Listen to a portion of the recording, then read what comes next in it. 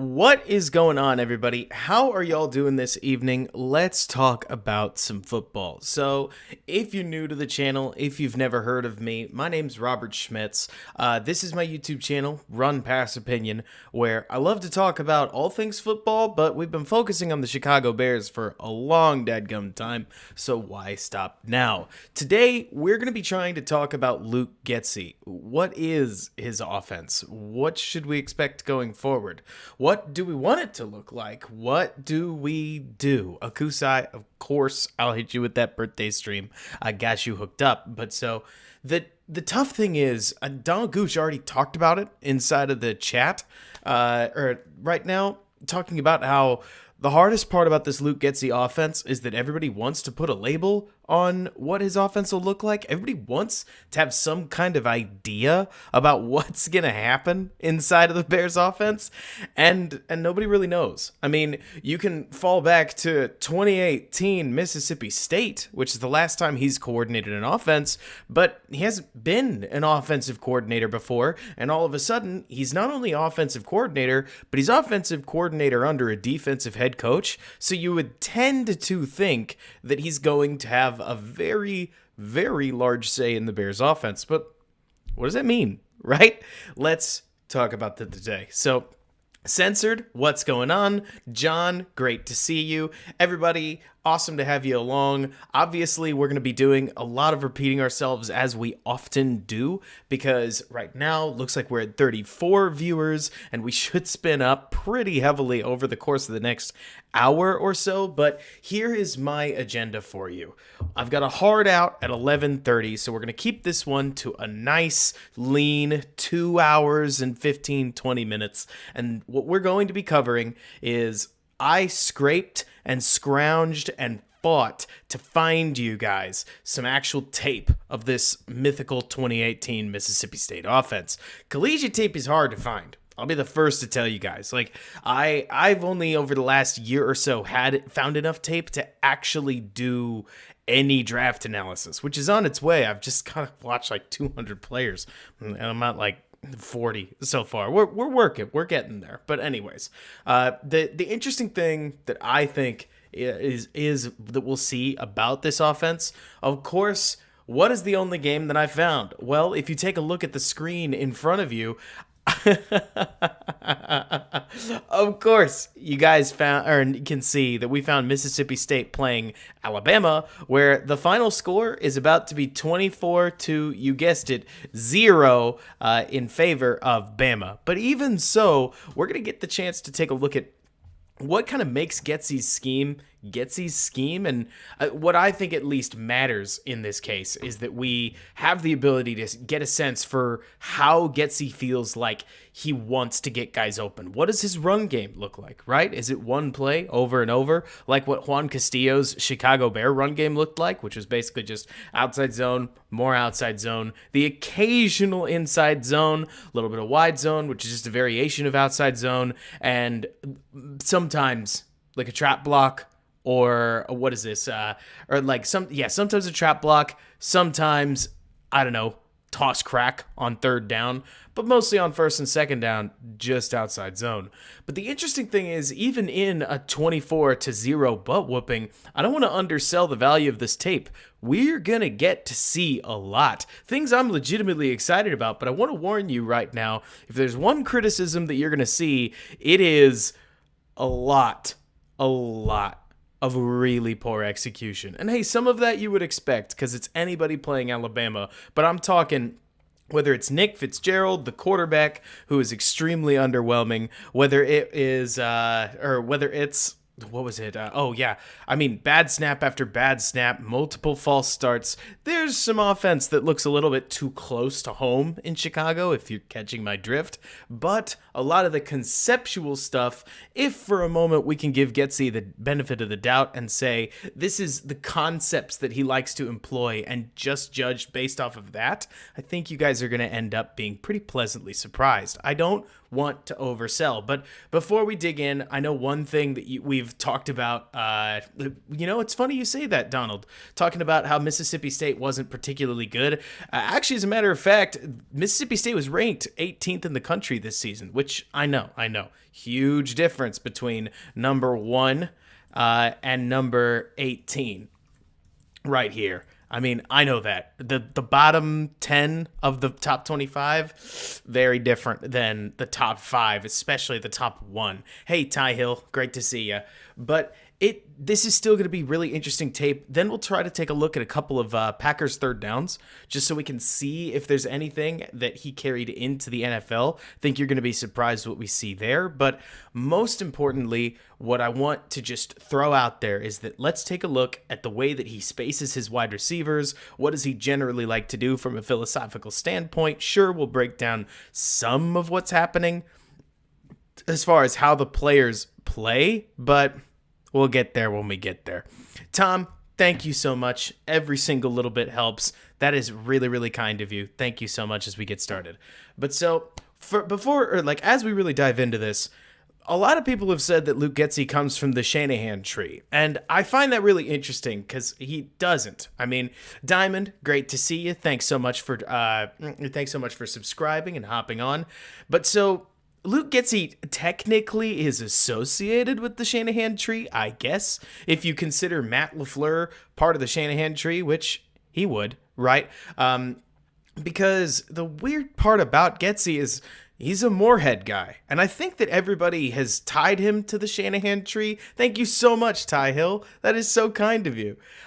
Because Matt Eberflus, when he got hired, reportedly said that he wants to run a Shanahan offense. So we'll see if he brings a true Shanahan offense, but I want to remind everybody that he's 100%. Thank you so much, Adam. That is so kind of you. Everybody make sure that you're subscribed to the Sick Podcast with Adam Rank. Just want to throw that out. Adam, you are putting out really, really cool Bears stuff lately. I mean, the Sick Podcast in general is awesome. Just wanted to talk you up a second. And not to mention, as somebody who does not understand fantasy football, I don't want to say doesn't understand at all, but is definitely not skilled at it. You better believe that your analysis has been something that I have just been trying to pipeline into everything that I do from a fantasy perspective. You help guys like me so much. But so, getting back to brass tacks here,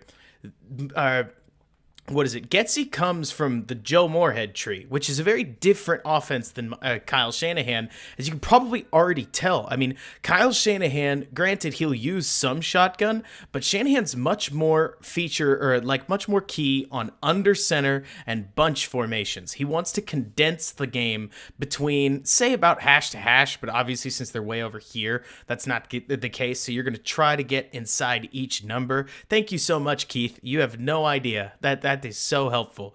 But Shanahan likes to go under center. He wants to run the ball in a whole bunch of creative ways. Then he wants to drop back and pass through the use of play action from under center and go from there. He's not near as shotgun heavy as other offenses. But exactly like Galaxy's saying, right now what we're looking at here is a much more pistol-centered shotgun approach. And the pistol, in case you don't know, is basically it's roughly what would you say, about 5 yards instead of a 7-yard drop, with the running back right behind. But the way that Getsy's actually going to start this offense, or he's going to start this the entire season, and I don't know whether it's some kind of crutch, but he's going to motion the running back to next to the quarterback literally every single play. I mean, maybe not literally, but close. At least 75% of the plays, you're going to see that exact motion, which, hey, maybe it moves the linebackers a little bit. Maybe it just gives them a way to start. It can kind of create an improper cadence because the defense obviously knows that the snap isn't coming if the running back hasn't been motioned up, and it can create some lineup trouble because at one point they take a delay of game. We'll get there because the running back hadn't gotten moved up at this point. But it was an interesting thing to see nevertheless, but I think that you're going to see, because I saw this, there is a lot of West Coast inside of this Getsy offense, but there's a lot of stuff that you would consider similar to Shanahan. Just in terms of the way that they space out their routes, they just do a lot of it from the shotgun. But as we get started actually breaking down plays, I want to give you one more thing to watch for. We talked, if you were there with me, during a big old breakdown of coaches, right? Yamil Pena, great to see you. Thanks so much for jumping aboard. We talked about how one of the things that I thought made Brian Daboll so attractive was that within his vertical spread shotgun offense, he basically ran every single play out of functionally the same formation. And I want you guys to notice just how similar and subtle the differences are throughout this entire game, which scores 0 points. And I understand that, right? But there's a lot of stuff in here that I really do think you guys are going to find pretty intriguing, especially when you can run it with NFL personnel that isn't totally overmatched, like what we're going to see MSU trot out against Bama. But moreover, the way that they move their tight ends around, the way that they move their wide receivers around, the way that they shift the running back, the way they leverage the running back, take a look at how consistent the formations are. And as the game wears on, because I'll warn you, it's going to start pretty rough, make sure that you watch how that affects and stretches Bama, because I think that's the most interesting thing that probably you could take away from Getsy, is that even as recently as 2018, he understood the value in formation to formation consistency. And right now, when anybody says Shanahan offense, I honestly believe that's pretty much all they mean. They mean play action heavy, and they mean formation to formation consistency. There's some intriguing stuff that we'll see in the running game. We will get there. Obviously, this is a heck of an introduction couple minutes, but the formation to formation consistency was the number one most exciting takeaway that I found, because by the middle, let alone 2021 in general, of the Chicago Bears season, if they were in shotgun, they were almost assuredly passing, especially if they were in shotgun with multiple receivers.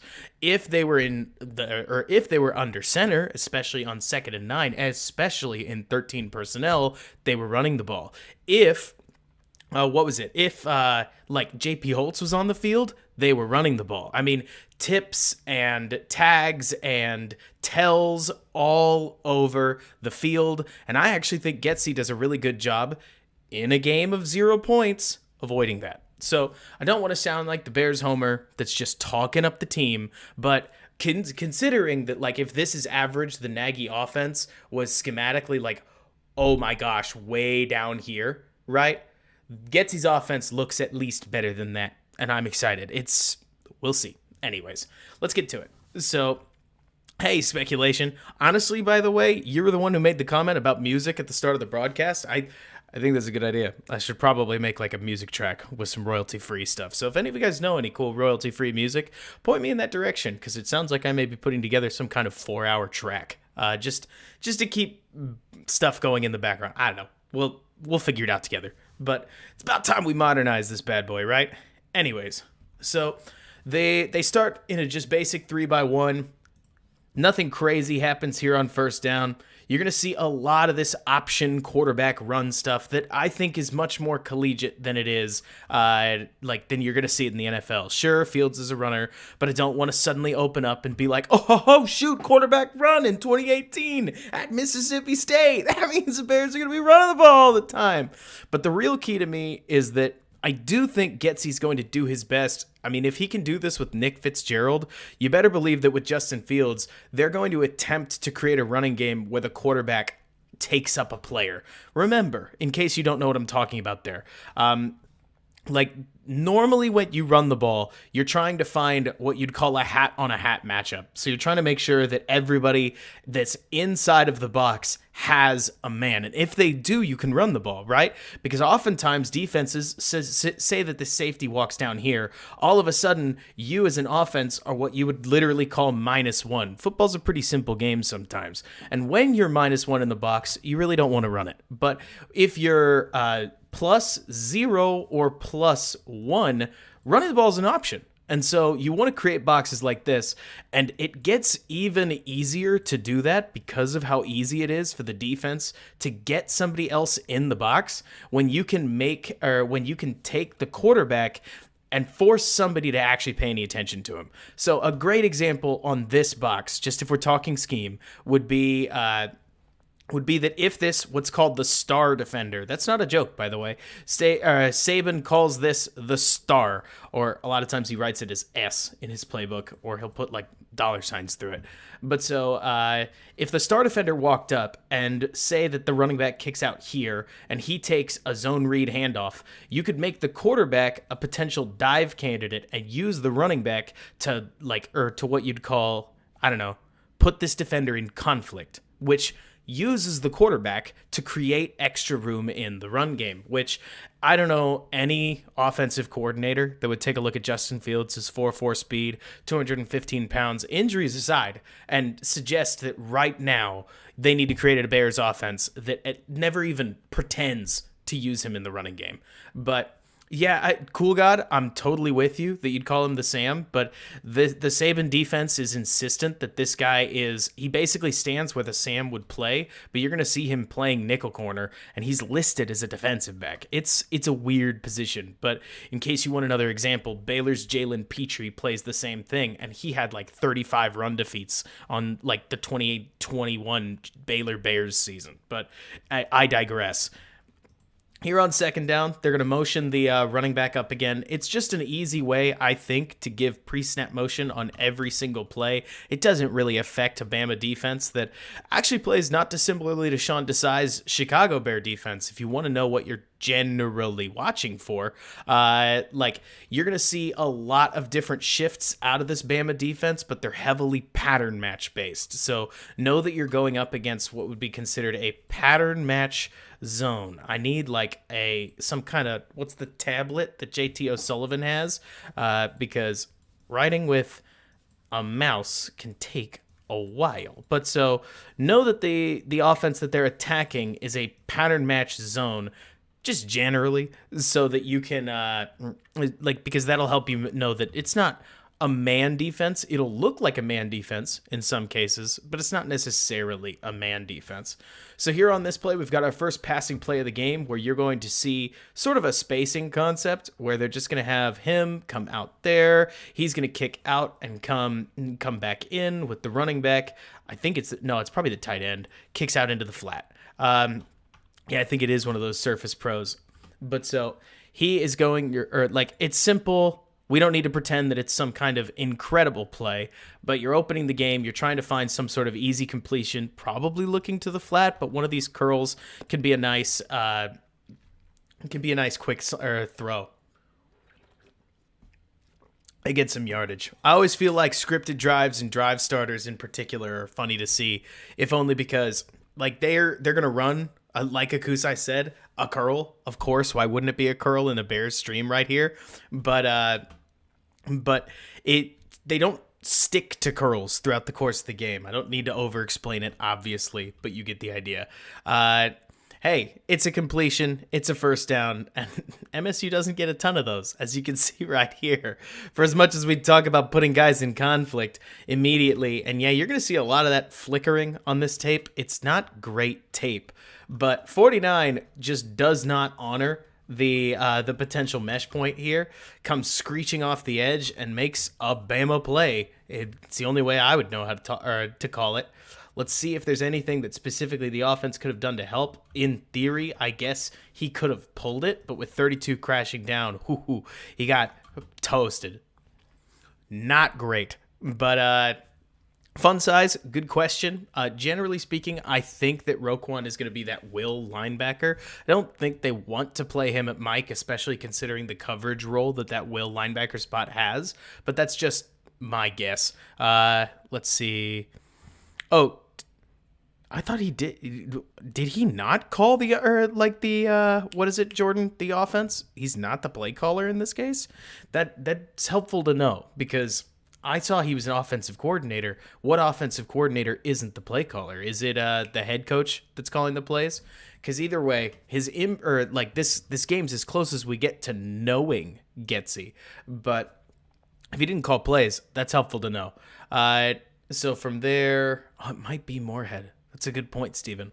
Which, hey, funny thing to find out in the middle of the stream, obviously. No, I don't mind that at all, Jordan. Thank you for telling me, or I would have been the one goofing on it. So in this case, we're still going to see, let's call it Getsy's influence, but even more so, for crying out loud, we don't know Getsy. Right? That's the funny part about this. Just to pause it here. It's so funny talking about Luke Getsy because every time you try to dig into it, there's just nothing to find. It's not Darrell Bevel or somebody like that, right? That you can run out and immediately say, this is what his offense is going to look like, or his predecessor did this. We know about Joe Moorhead. Joe Moorhead does not have a super extensive NFL, timeline, and so you get a lot of, hey, he influenced this, or this is what he's into, and not a ton of, this is who he is, these are his core plays, and you get the idea. But so anyways, hopping back into it, let's see. Okay, I finally caught up with my notes, thank goodness. So let's see if it's right here. I think this is where they run a spot dig that I am not a huge fan of, but from there it starts to get better. No, they ran it back here. So this is, I think, their third play of the game. And they're basically just going to run spot dig, which looks like this. It is it's a curl route right here with a dig over the back of it and a slant route underneath. Not a slant, just a flare out. And so what you're trying to do conceptually on this concept is you're trying to catch that defender. So this works especially well when you've got corners that are off like this, because you're attempting to get him to play that dig, and then you send the guy over the back, and hopefully you've got inside leverage there and a safety that drops out of the picture. So the way they run it, though, I feel like is spaced weird. A lot of times you'll run this out of a bunch or a triple set, right? So that you can get the spot, normally, let's say you run it out of trips, you're going to run the dig over the back of the curl right there with a spot coming across, or the flare coming across the face. But the way they run it is so spacious that once the defenders pick up on what's going on, the inside linebacker rotates over, the star kicks out, and this safety just bites down, because when you're playing Bama, their safeties are going to be aggressive. So I don't know if I'd call this poor scouting or whatever you want to, but I don't love the spacing on this particular play. They run it again later, and they set it up much better, but it's interesting to see the way that they set that up, because honestly, I feel like even Nagy did a better job of dressing plays like that. So that are obviously not a great play on 1st and 10. In this case, the next they're going to, let me see, I started later in the game writing down what the specific play call was, and first just watched a bunch of this. It looks like they're going to run drive, but they kind of mess up the timing, right? So drive is just a fairly simple, what would you call a concept. That's it. You never know, by the way, what you're going to goof up saying until you get on the microphone. But so, drive just looks like that. The idea being that you're going to get a quick crosser over the middle with a dig over the backside. And this is where I really honestly, I do appreciate a lot of what's going on within this offense, because it is a lot less stopping routes than what the Bears ran. I just don't like the fact that they basically evened up the timing. And so sure, Fitzgerald's getting, he's going to get whipped because his tackle gets whipped. But even if he was looking downfield, you want that running back to be just a little bit further forward. Poor execution really did plague this offense today. I mean, a lot of the things that they tried to do, I'd say about 1 in every 4 plays, they just put their foot in their mouth, so to speak. And so in this, you want the running back to create a bit of a layered throw with the wide receiver on the backside. And they're both, loosely speaking, open-ish even, but Bama's defense just sits in their zones and waits for the receivers to come to them, and obviously that closes the door. I'll take the movement-oriented routes. Maybe I'm overreacting too much from where things were in 2018 within the Nagy offense, which did so much stopping and honestly was almost just archaic in the way that it implemented a 1990s to early 2000s West Coast offense. But it's cool to see simple high school concepts like drive in this offense, if only because I think that the way that where they want to attack, the heat map, if you will, matters. So this is a 3rd down. right here. And what you're going to see that I think is key, right, is that is that the Mississippi State offense is going to target this over the middle dig. And I want you to pay attention throughout the rest of this game to just how often we see, because this is I could call it Shanahan, but he's not the first offense to do this, right?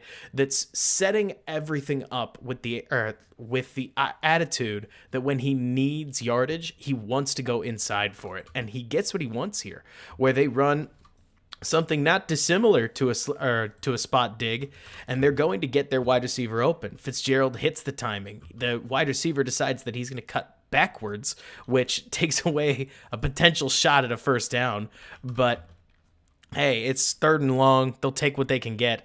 I don't know if Bama just gave this to them, but it's a couple plays later. They run a similar play, a spot dig again, and here they actually get the completion. It's a tight window, but what's not going to be against Bama? I just appreciate the fact that we're seeing these digs over the middle, because I personally think if you take a look at Rams tape, if you take a look at 49ers tape, if you take a look at Packers tape, I could keep naming teams, but you get the idea. Shanahan, Shanahan inspired teams or Shanahan tree teams, you are going to see, and also McVay, who their offenses are so similar in the way that I think McVay and Shanahan implement things that you could almost call the offenses like cousins of each other.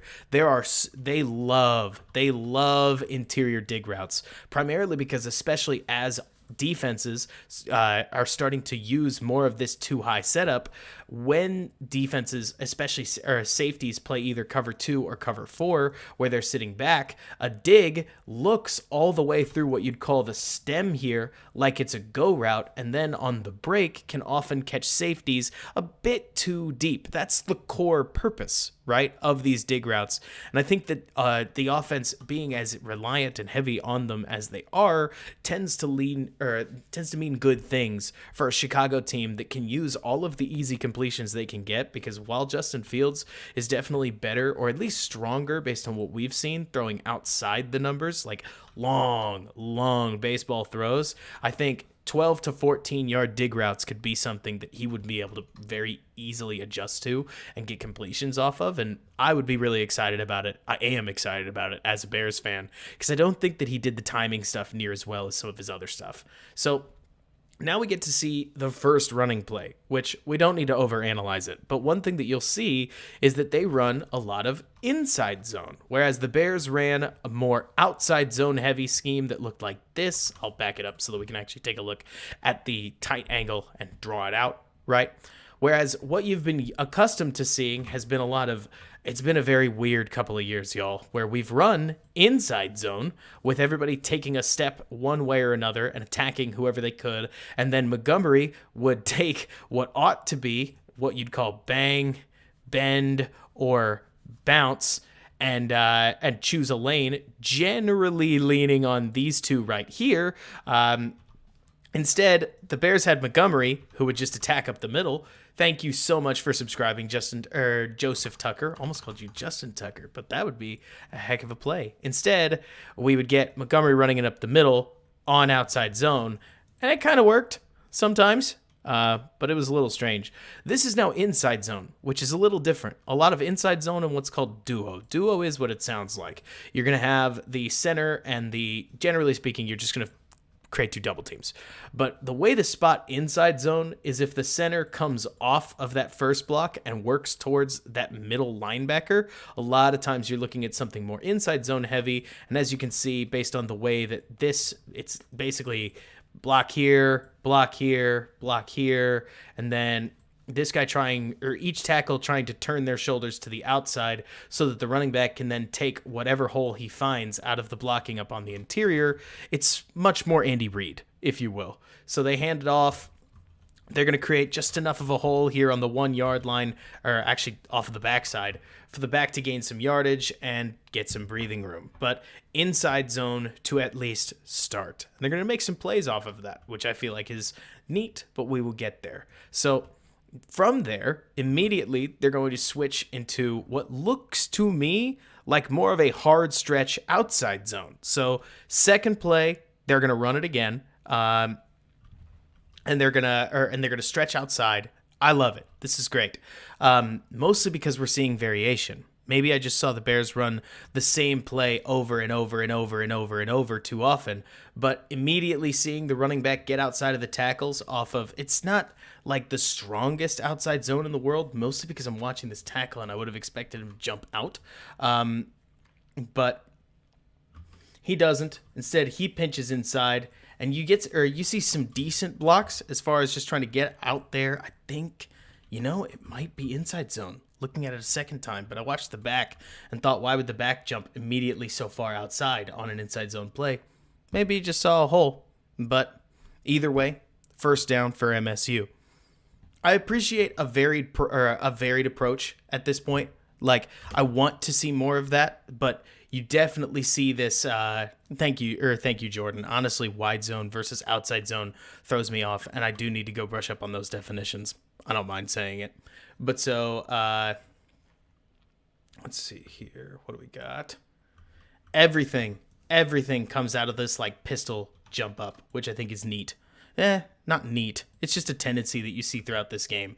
But after all of this, with the tight ends helping out in the running game, with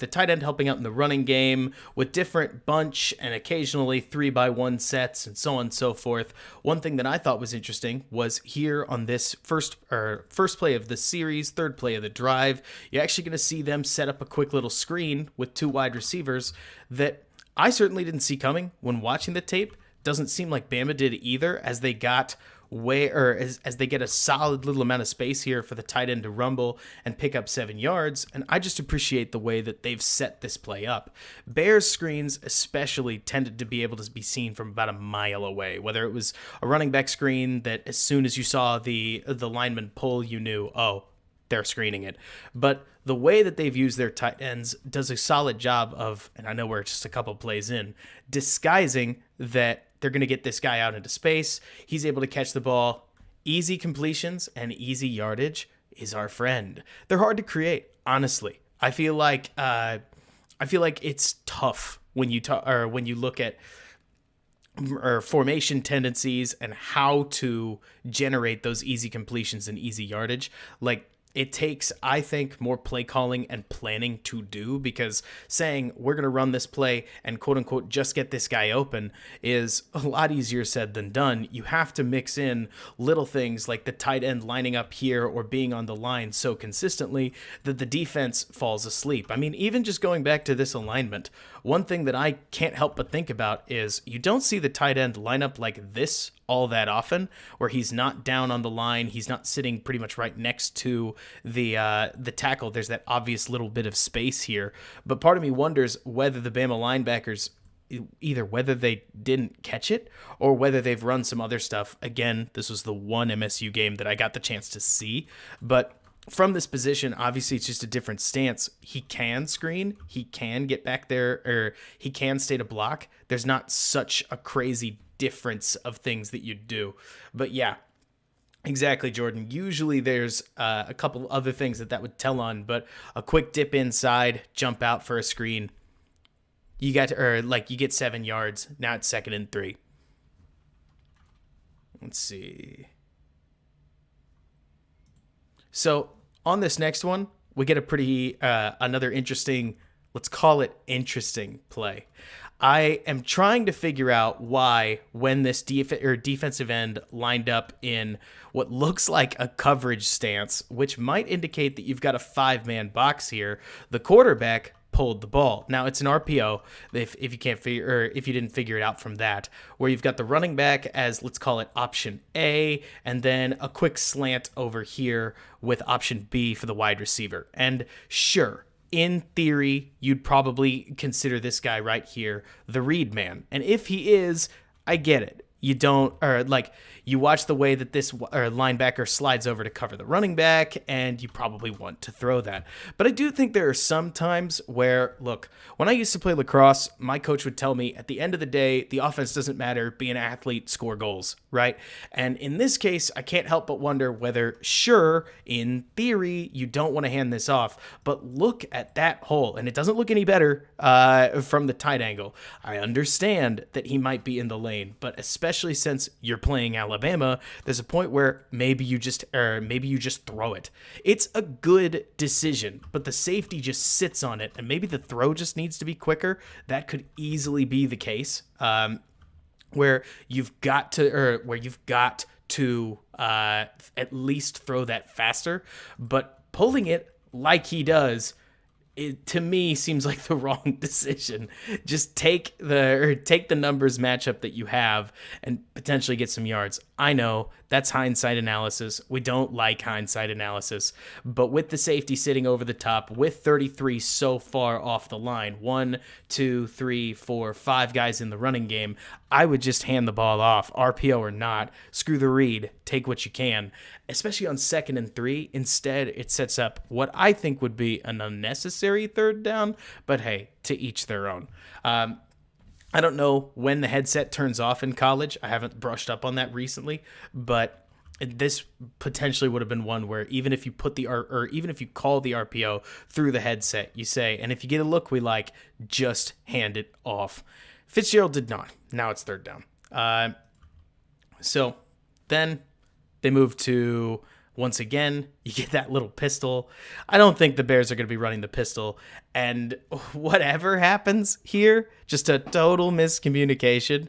And Fitzgerald and the offense literally dropped the ball. And suffice to say, they're not going to convert on 3rd down in a very Jared Goff moment, which, as we probably remember, that was an interception. No, did they technically list that as a fumble recovery or as an interception for Bilal Nichols? Either way, intriguing. But so this is not the only dropped snap of the game out of the pistol. I can't tell if they over-engineered it because this is the only game we have of 2018 Mississippi State. But these are not things that you want inside of your offense. And obviously, you hope that this just stays with the Moorhead-led team. But not a great look for an offense that was sitting there on 2nd and 3 in the driver's seat and immediately found a way to fail to convert. Happens.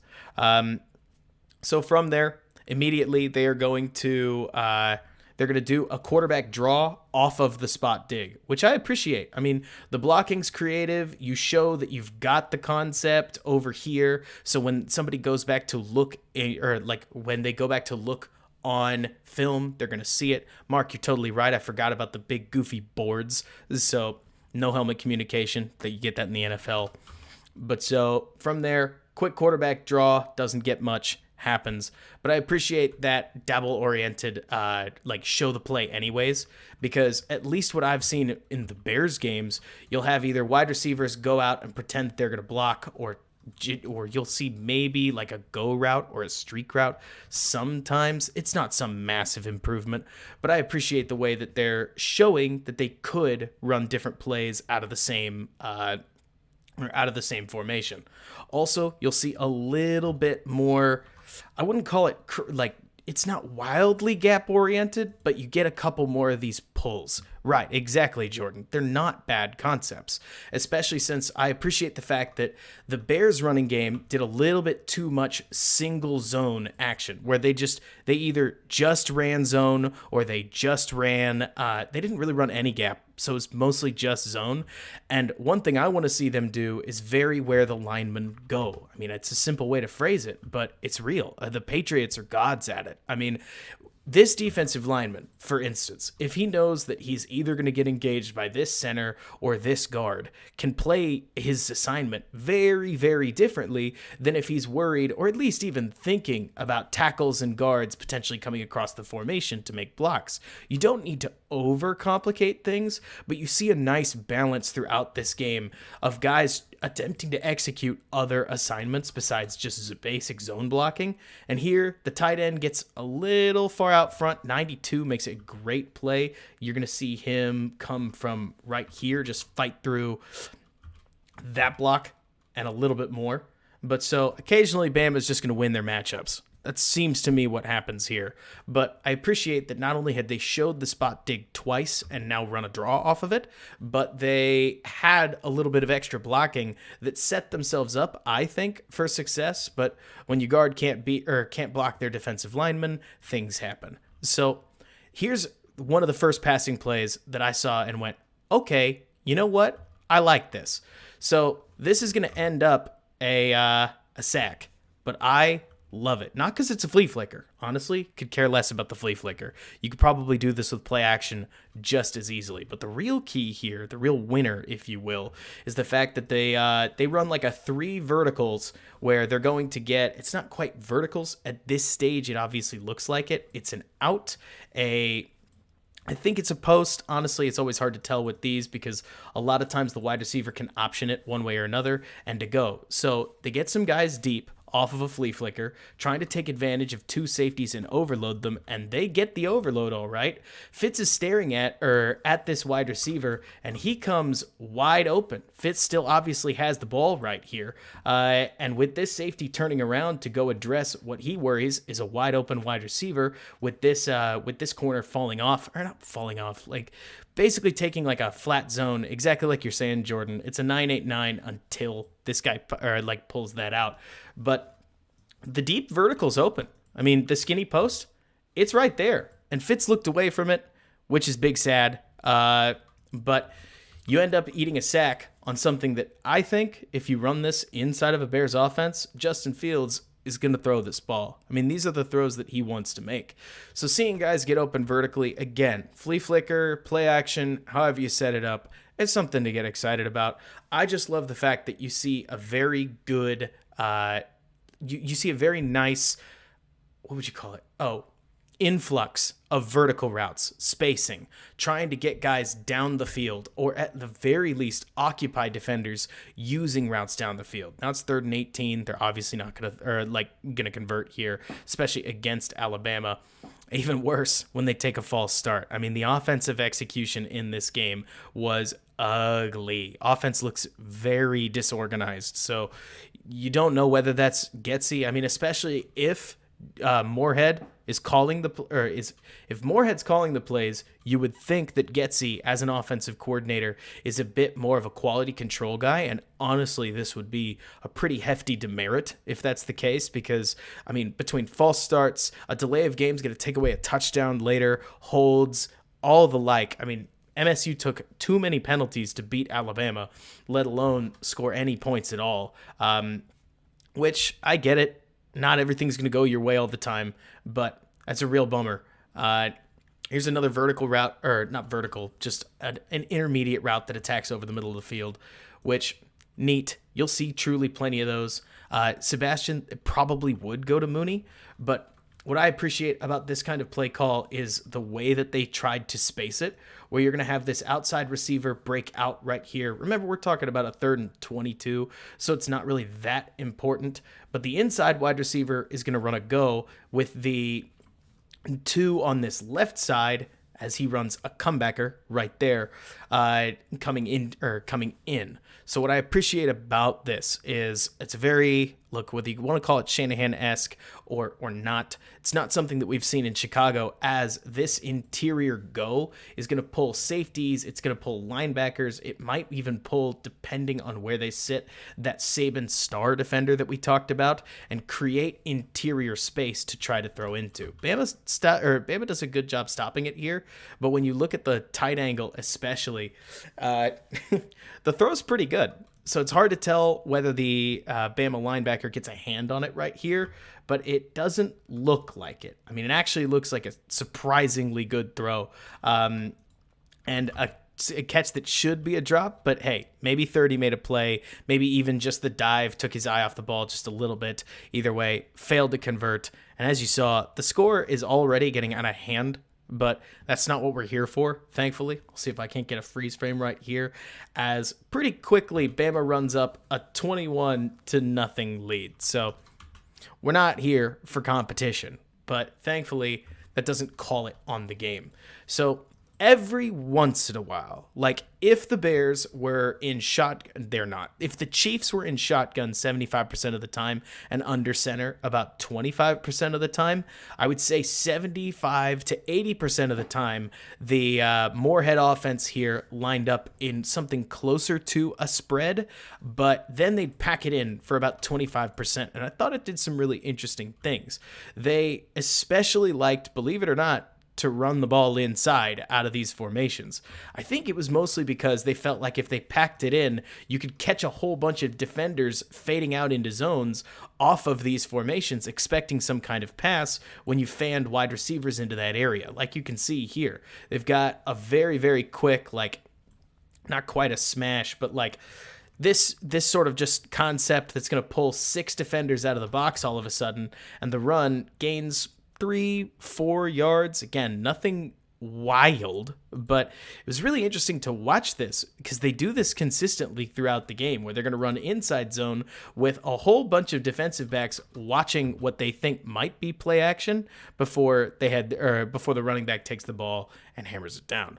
Then on this next play, I mean, you talk about the weirdness and wackiness that is college football. Check out what the running back does here. I think it's hilarious.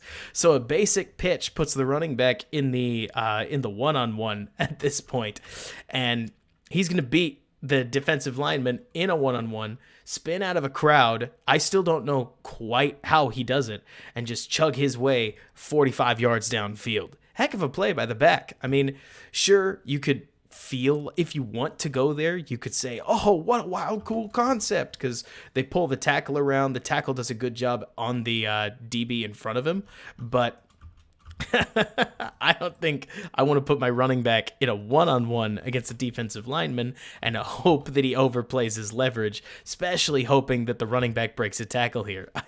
I don't like the concept. Sometimes bad concepts can turn into good plays, just like how sometimes good concepts can turn into really bad plays. But hey, running back takes it down the field, and you work with that, right?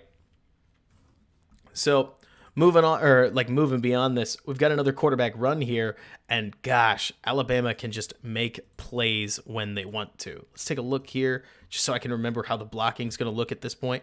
Yeah, exactly, Akusai. Just go invisible. Phase through solid matter. Use your superpowers. But so, basic quarterback draw. Not basic. It's a zone read. They do a lot of zone reading to try to make this quarterback like useful in all phases, running and passing. But I appreciate that we're seeing a little bit more of the linemen moving. The linemen basically didn't pull at all in Chicago. And that's not to say that not pulling, one's better than the other, because here we we've got a cut block that gets missed, and a tight end that can't block the outside man, and both are there to make the play. So you lose one-on-one matchups, and a lot of these scheme things just aren't going to save you, because that's not how it really works in the run game. Especially in the run game, you need guys that can win one-on-one matchups.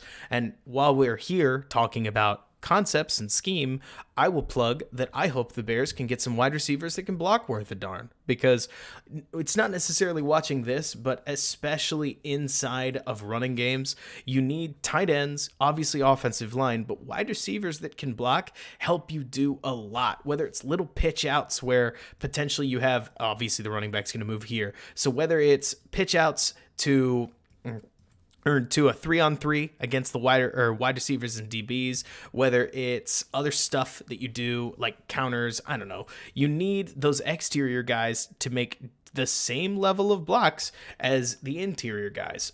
Obviously they're going up against different matchups. A wide receiver off of a linebacker, let alone a wide receiver off of a defensive lineman, is going to be very different results, but it's a major improvement that the Bears need, given that Allen Robinson, Damiere Byrd, and Marquise Goodwin could not block worth a darn, and the Bears frankly haven't been able to use their wide receivers in any blocking assignment pretty much since 2018. But I digress. Just want to see that improve. So from here, they're going to call. I thought this was fun. You've actually probably seen this concept before if you've been a Bears fan for a couple of years, because in 2019, if you can remember that awful game against the Philadelphia Eagles, the Bears called something very similar. What you're seeing here is, let's go back, because I really liked this. I'm sure it has some kind of a name and somebody's run it and everybody knows what it is inside of the coaching world, but it's a skinny post paired with a deep out paired with something else on this side, but they're basically going to take up 3 vertical files at this point. And then they're going to have the running back run a seam route right up the backside of what that inside receiver running the most vertical route is doing, and he comes wide open. I love this kind of stuff where looks like a curl right here to just try to create basically a quick little smash concept with this with this 2 paired verticals. And I love it because when you've got this lineman or linebacker turning his back and this linebacker dropping into the curl flat, you end up creating space. Obviously, not everything in most offenses is going to be this easy, because Fitzgerald hangs into a tough pocket and creates a beautiful wide open throw to convert a 2nd and 12. You needed this. But one thing that you will see throughout this Moorhead offense that I have no problem with, if Nagy was timing where he believed that good timing could beat any defense, I would say that Getsy at this point is spacing oriented, where he wants to clear space in almost any circumstance. You're not going to see near as many of these max curls. You're going to see near as many of these, we had max curls, we had stick routes, we had a whole lot of things where that ball had to be, as JT O'Sullivan would say, on the body, on the break. It had to be there when it was supposed to be there, or the throw just wasn't there. And in this case, I would say that Getsy's key is more about creating windows using bodies, where he thinks if you run a corner and if you run if you run a quick, what would you call this? A quick post route, and then you follow a running back behind it, one of those 2 is going to be open. If you don't like the post, you can find that running back one. And Sebastian, I also want to see Mooney never run a curl again, but he's going to. He's the Z receiver. That's part of what they do. But you'll see all throughout this offense that Getsy likes to try to jimmy space open using other players. It's not to say that not everybody's a receiver, but just like that earlier one where we saw one go from the inside left receiver clearing space for both an out route and an in route, you will see quite a bit of that, especially on that deep intermediate. Now, we get some great concepts here in the red zone, which was a little surprising. First, we're going to get I think it's a poor read by the quarterback anyways, where 49 steps in just a little bit, but you want to talk about Bama, just having some dudes and being able to make you wrong no matter what. Fitzgerald thinks he's going to go one-on-one with the quarterback, and he ends up, or Fitzgerald thinks he can take on the defensive end and beat him in a race, and he does not. I mean, this is not dissimilar, if you guys can remember way back when, to when Mitch Trubisky took on Joey Bosa in a big one-on-one, right, against the Chargers, and did not win it. I'd probably just hand that to the back. To me, this looks like a muddy read. Remember, most of the time at the very least, a quarterback has, a give is the expectation, where you just hand it to the running back unless something obvious is in front of you. But Fitzgerald seems to want to pull it and throw it. I don't know quite what he's looking for. Maybe he was trying to run it. Maybe he's looking at this bubble right here, but so is this defensive back, and as soon as he takes a look up there, he knows this play is over. But so quickly just goes down, and we're looking at roughly 2nd and 10. And get ready for these, because honestly, these are awesome. We're going to get a couple of red zone plays, 3 in a row, that I think are gorgeous. And this assumes that the third one was actually run, because that's the one with the delay of game on it. But if you ride with me, the plays, I think anyways, are really solid concepts. So first things first, let's take a look at this one.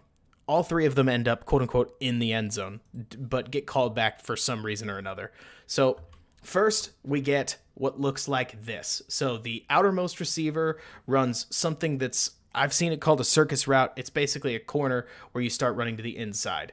Then you've got the second-most receiver that's going to run up into the seam right there. This inside receiver is going to come across the field, and this receiver is going to head to a corner on the other end. Moorhead really, really liked, and I really appreciate, making use of 3 vertical files. Big fan of this, where you end up testing what these DBs are going to do by at least throwing some bodies at them. A guy that I know, his name is Doug Maddox. I'm going to plug his book right here. I don't know him per se, but in a book called What is Open, he would describe there as being 5 vertical files where you've got one, let's see if I can draw them. 1, 2, 3, 4, 4 lines, 5 vertical files, 1, 2, 3, 4, 5.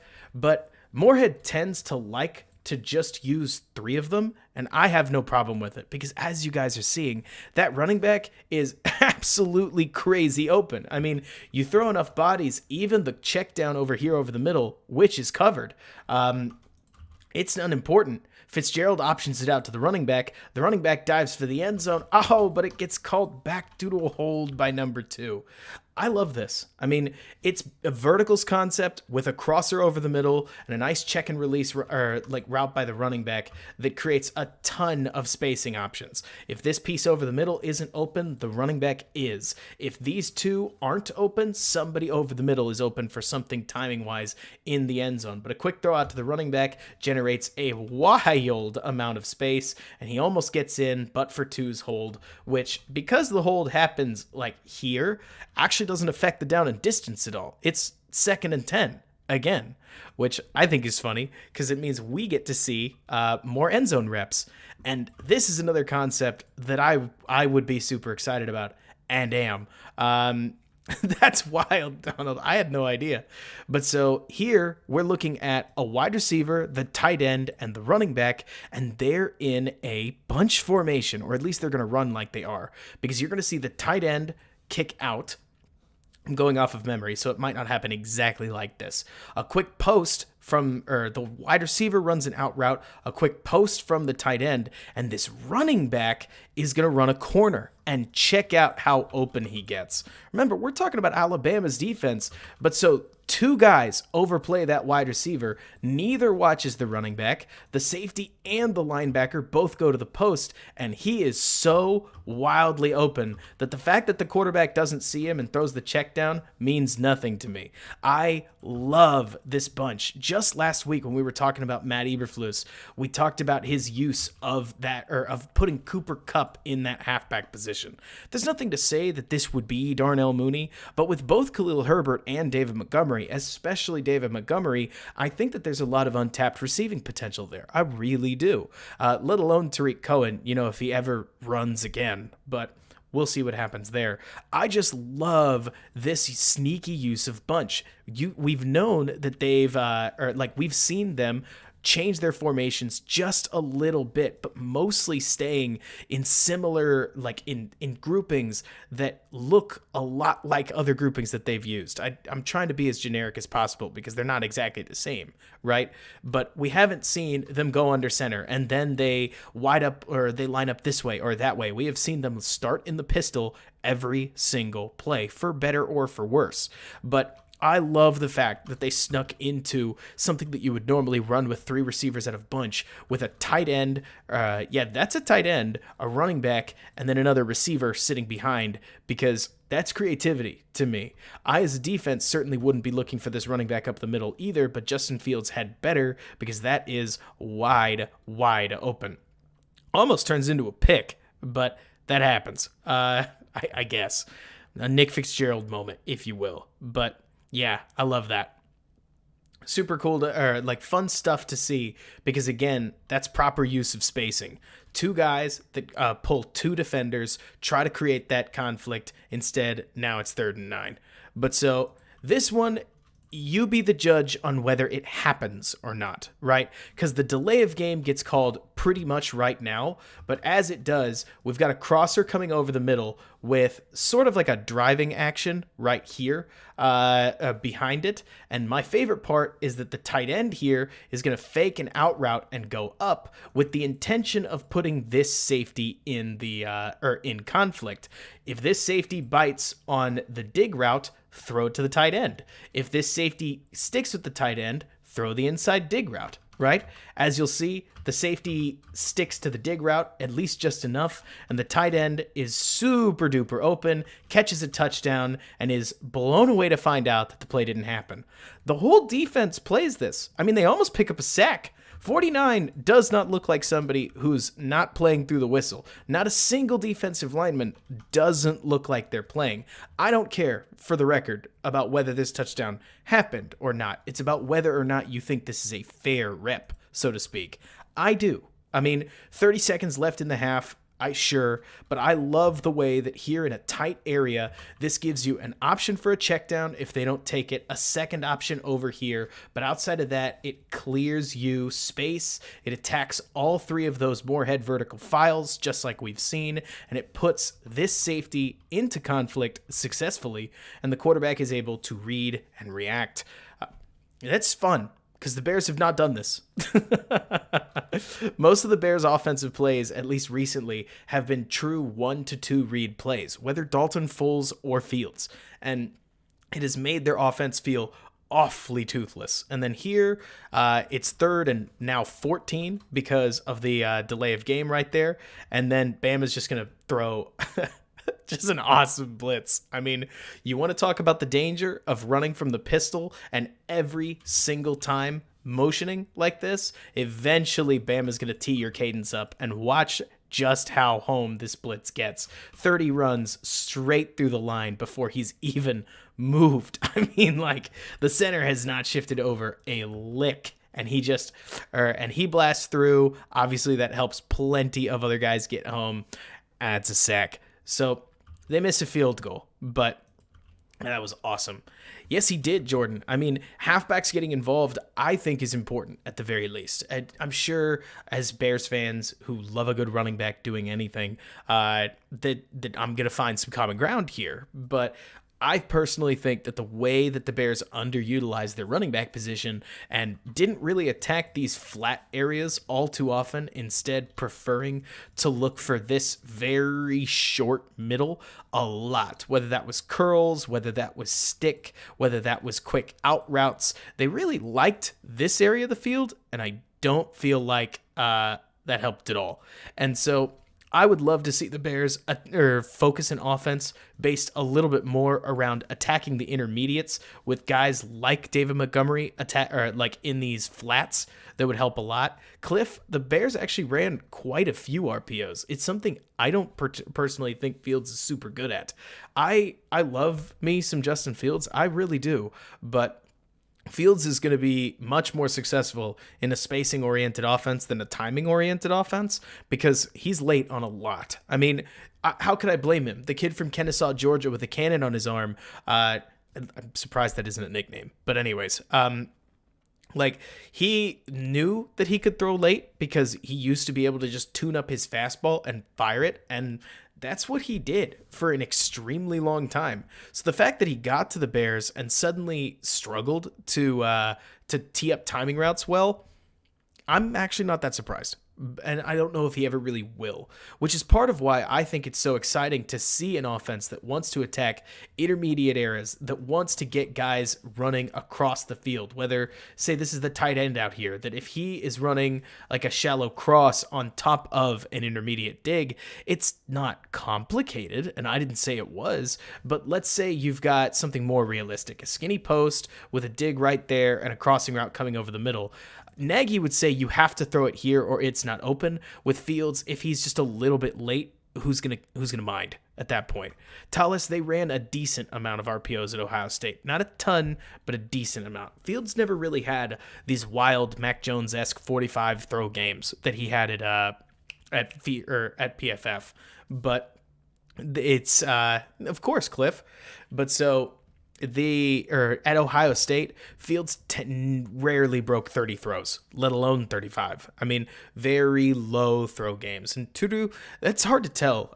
If Getsy didn't like Fields, he would still want the job. I mean, you're gonna take the raise where you can get it. Moving from passing game coordinator, quarterbacks coach to offensive coordinator is a promotion that comes with money. And so whether it's head coach or not, I mean, to talk about Matt Nagy, right? Did Matt Nagy like Mitch Trubisky? It it's impossible to say because he got $25 million guaranteed, to take that job. So why would he at any point turn that down? That's why I think you see a lot of these coaches.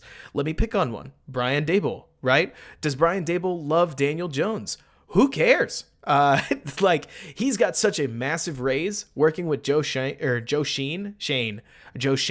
that he's not gonna mind. Like, he'll figure it out when he gets there. Whether that means fixing Daniel Jones, or whether that means like potentially taking Malik Willis, whatever that looks like for him, he'll figure it out when he gets there because it's life-changing money. But so, anyways, we'll see what happens there. At this point, I agree with you, Woke. Fields needs to work on his timing. He does. No chance. Right? Or no chance he can get away without it. The question is, can he get Russell Wilson good? Because Wilson's not crazy good at timing either, but he gets enough done on deep curl routes, on in-breaking routes, and so on and so forth, that he can make up for it for when he extends plays and does something wild. But we'll see what happens. So from there, we've got, it is a critical factor. I don't want to suggest it's not, Jordan. He's got to get better at it. He's got to get better at holding onto the football, but all that in due time. I mean, he's a rookie. I loved a recent piece that Jonathan Wood did.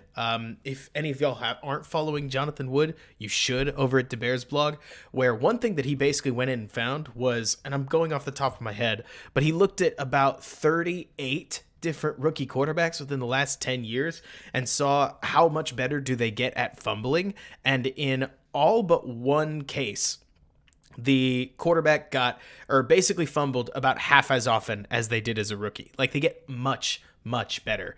And another thing he found is that Fields is always going to fumble more. Basically, any quarterback, apparently, just going off of the data, that extends plays or has an above average time to throw is going to fumble. The question is 8 fumbles a year in a 17-game season worth the big plays that you usually get from extending the play? It should be. Should being the operative word. What did Fields have? 11 fumbles more in 11 games, 12 games? Unacceptable. Can't do that, right? But if you're talking about closer to half a fumble a game, hopefully half of which you recover, you can work with it if you turn that into, say, 10 touchdowns off of the different stuff that he's able to do extending the play. But again, the results are very, very important, right? Where if he's extending the play and turning them into third down conversions, big plays downfield, everything here and there, you gotta hope that that it's worth the occasional fumble. But I digress. Fields video another time. But one thing I loved about this is, after running as much inside zone, split zone, wide zone as they have, they did a couple of these quarterback draws that I thought were really fun, mostly because of the way that they're going to move their offensive linemen. I can't tell you the specifics of it. What I can tell you is this looks to me like a gap play where the quarterback's supposed to hit this gap and he doesn't want to. All right, Nick. I don't quite understand calling it if your quarterback isn't gutty enough to run it up this gap, because this lineman streaks straight through and cracks this thing open. I mean, I love it. It's great because when you motion or move or pull your offensive line, you're going to create some confusion for how the defense needs to play you. But Fitzgerald instead is going to try to bounce this outside, basically plays it like a wide receiver, and hey, it gets 3 yards. So it could be worse, right?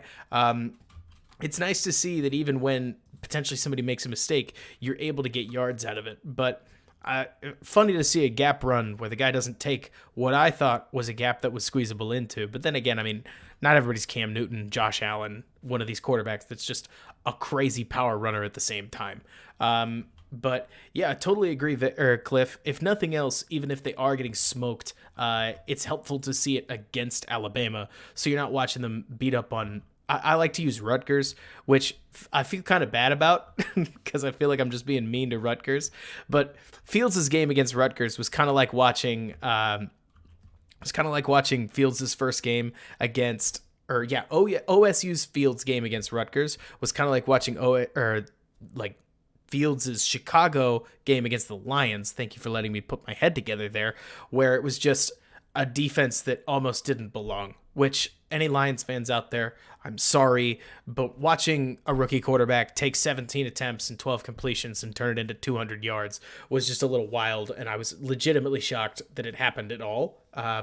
Hopefully they can put things together here in 2022 for their sake. I certainly think that they've got the draft capital and some dudes on their team, so they're not near as far away as I think some people want to believe. But yeah, Rutgers, kind of similarly to Detroit, was just like watching one team get smoked by a far better team, and it happens. I like this concept. Again, it's not a complicated one, where here they're just going to have their number 2 wide receiver run a flat route. I think this is a post that this guy tunes down because nobody would ever run 2 dig routes right on top of each other, but that's not a particularly non-standard combination of routes either. And so then quick throw to the flat as the star defender gets held up by what's a curl on the back end. So it's a curl flat, just a super basic combination. Doesn't have to be super hard. Let's see here. Thanks so much, Cliff. Thanks for subscribing. Every little bit helps. Where as soon as they see that star defender pulled back, they're going to make the throw. They don't complete it. It happens.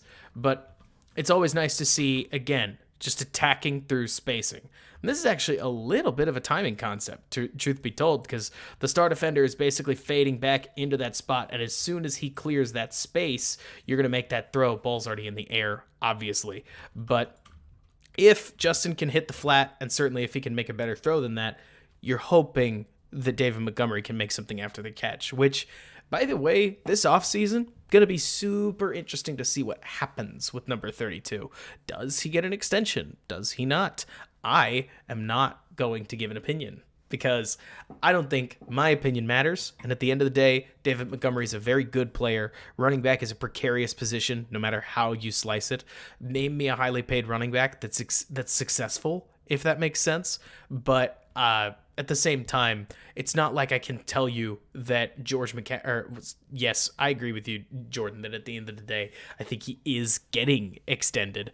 But the problem here is David Montgomery has earned it. I mean, when you talk about a player grinding it out, showing the talent, and quote-unquote earning the money, David Montgomery, I think, is a perfect example of somebody that probably has. The problem being that you can't pay guys retroactively. You're supposed to pay them for what goes forward.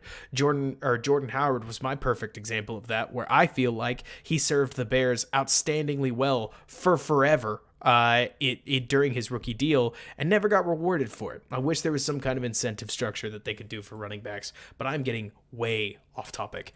So at this point, they throw that incompletion, moves on, happens. And so then they just run a basic Y post with the backside dig. I'm a fan, where they're just going to have the Y post or something that's basically like a spot dig with a little bit of extra picking action on the backside just in case. But a completion of the Y tight end sets up for, hey, if the Bears can get Cole Kmet running this, the hope would be that he turns into the star that a lot of people want him to be. I mean, it's a standard route, right?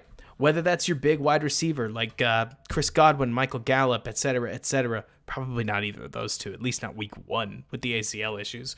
Or Cole Kmet, you just get somebody in space over the middle, and that can be enough. I mean, look at the amount of space that's here on this third down. We're off that quick cut. You got big number 82 with the leverage that he needs against a much smaller corner. It's an old school matchup, right?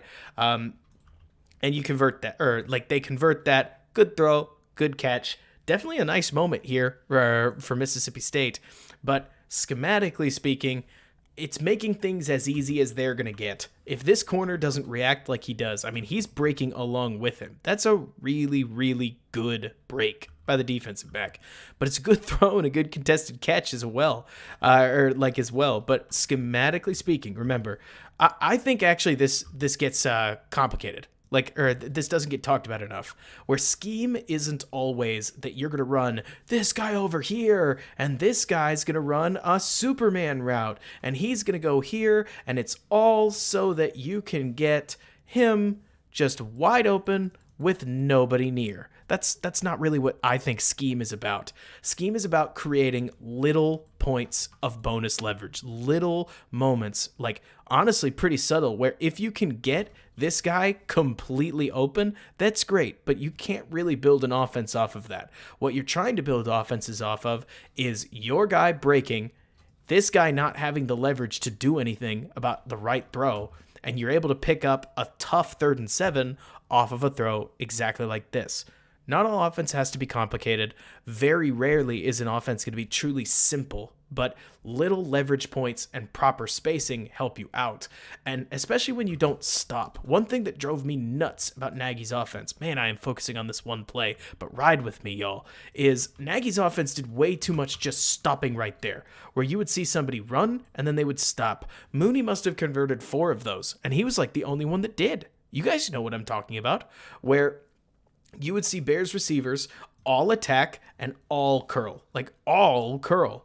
In this case, both of the potential routes that are trying to get the ball here are moving, and I really appreciate that. I mean, I think that's a massive improvement and better scheme in general than you're getting like from what we've been dealing with. Because Jordan, like you're talking about, timing really is important, and the throw has to be amazing, like when it comes to these glance routes right here, but at least they're not stopping. I mean, it's so much better from the floor that the Nagy offense established that I have no issue with it. Like, I'm just excited to see something basic. We're really not looking, y'all, at an offense that's just wildly different. But philosophically, we're seeing what Getsy's about in this case, and it's about routes that move. It's about routes that create conflict. It's about a run game that changes the point of attack consistently. Here, you're going to see a run that's focused on the wide receivers. I don't think the running back necessarily does a wildly good job, because I think somebody with more bursts is able to make more out of it. But check out the way that, thanks so much, Willie Willis Life. Great to see ya. But so a quick handoff here with the offensive tackle pulling sideways. I can't wait till you guys can see the tight angle on this, but the offensive tackle pulls, and that gets the entire defense looking towards the quarterback, thinking that the run is going the other direction. That lets this wide receiver hop off the line and get set up in a favorable blocking position while these two get out, and suddenly you've got that 3-on-3 that we mentioned as he runs to the outside. He hits his block. This safety does a great job flying downhill to make a play here, but even as he makes a play, 15, they get 5 yards. Like, I love the fact that they're able to change the direction that they're going, right? Where Turu, I would worry I wouldn't put too much stock in the whole tailoring your offense around the players thing. I think every coach thinks they do that. I mean, Matt Nagy, for instance, I would swear up and down, and if you've watched me much, you know that this is what I believe. He thinks he was tailoring his offense to his players. The question is whether somebody's idea of how to tailor an offense to their players is good, right? Like, do they do it well? Do they have like the right ideas on how to set somebody up for success? The Bears thought that they could just rip out OSU's playbook, throw it at their players, and try to run it against Cleveland, and they put up 1 net passing yard. I mean, Fields truly was running a lot of his at-home concepts, and it just didn't really, I mean, to say it didn't work is putting it lightly. The offensive line couldn't handle the fact that Sam Mustipher didn't quite know how to adjust protections, and they lost every single one-on-one possible. Justin Fields missed a bunch of guys downfield. It happened. Don't make me go back there. Like, it was nasty. But the point is, Nagy had tried to adjust. It didn't look like the same offense that Andy Dalton ran for the first half, at least. They just got annihilated, right? So when people say, oh, is this guy adjusting to his players? The question is whether it looks more like Josh McDaniels in New England, adjusting to his players and having success, or more like Matt Nagy, making an adjustment and getting destroyed. But so, yeah, I mean, that comment is a little bit of an is water wet thing, which is not to dunk on you, Turu. We hope that that's the case.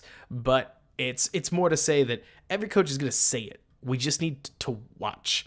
Good question. Before we move on, Mustafa needed Daniels to tap on him to snap the ball because Mustafa couldn't handle looking between his legs to see the quarterback and also getting back up to block. So he needed Daniels to tap him on the butt to tell him to snap during away games, because Daniels would look over his shoulder and then everybody would go off of the tap. I'm honestly surprised that defensive linemen didn't react more to it. But anyways, here we've got. But so yeah, I love the fact that offensive tackle motion. We do need to back up because I want to show this. It's this split second moment right there where, because the offensive tackle pulls right over here, you're going to see 92, 99, 57, and 30 freeze. And 32 is certainly watching him. He obviously wants to see who gets the ball here, but it creates enough chaos up front that while these two kind of goof up a blocking assignment, they hand the ball off, bang, get outside, fun. It's an inside zone. There's inside zone here. There's outside running. There's a lot of different rushing attacks going on than just let's run outside zone, let's run wide zone. It's not as simple as let's run inside zone exclusively. There's some there's not stretch, but there's outside running. There's gap running. There's guys pulling all over the place. It doesn't have to be overcomplicated. It doesn't have to be undercomplicated. It's trying to find that nice middle, and I'm a fan of it. So here we've got, let's see. Oh, yeah, this is bad.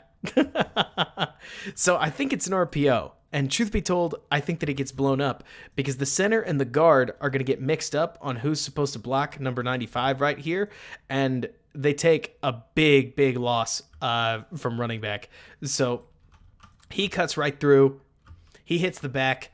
You've got what otherwise looked to me like a potentially promising RPO tight end screen, but instead it's like a loss of 4 yards. So you want to talk about the execution problem? Yeah, it showed up again. I mean, this isn't how you beat Alabama. You got to make sure that you have blocked everybody, to say the least.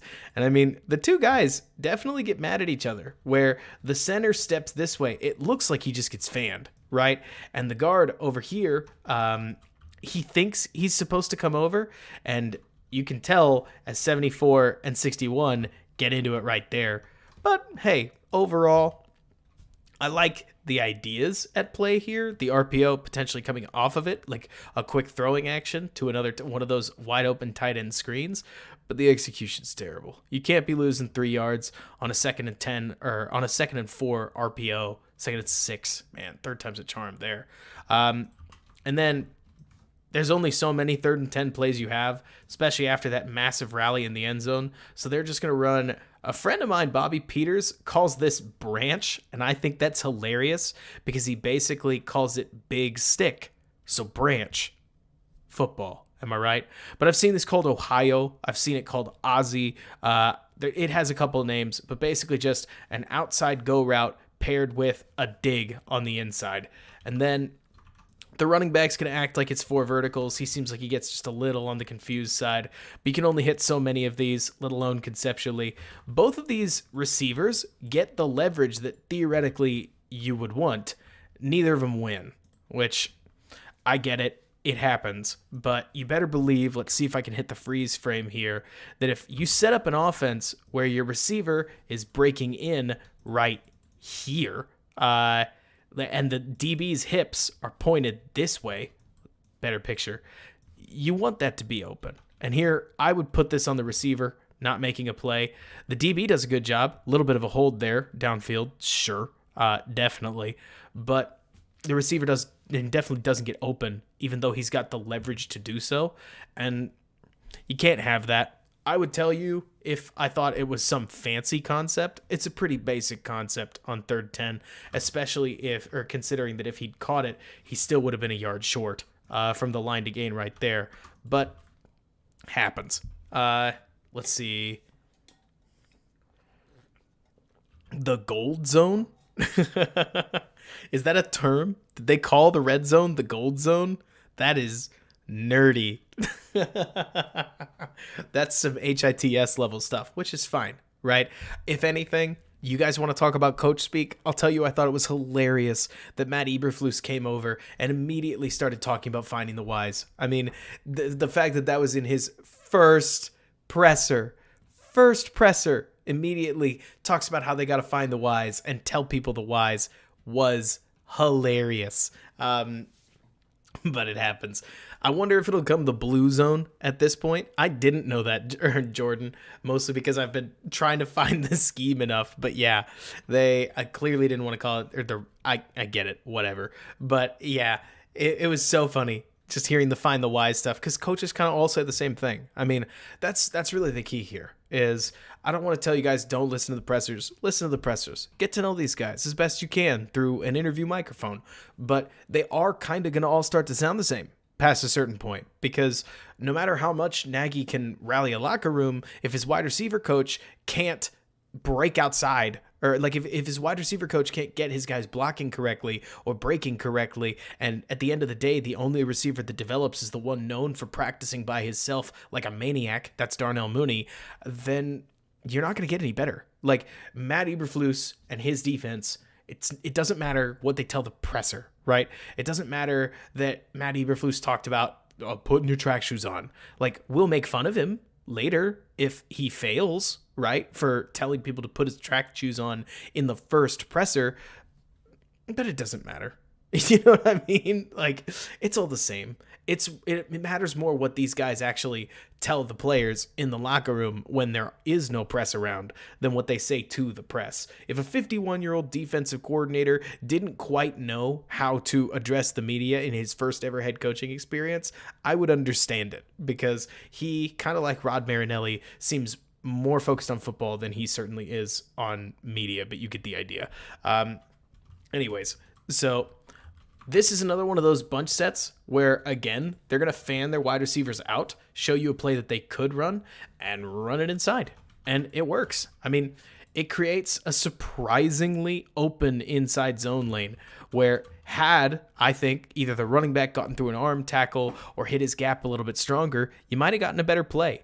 26 did not impress me much, which is not to dunk on poor, I think his name was, I don't remember his name. I looked it up earlier. But look at all this motion that you're getting out side to side. Because you condense this set, you get tons of this side-to-side motion as wide receivers fan out, and the defense basically tries to assume its normal shape. I mean, think about it, right?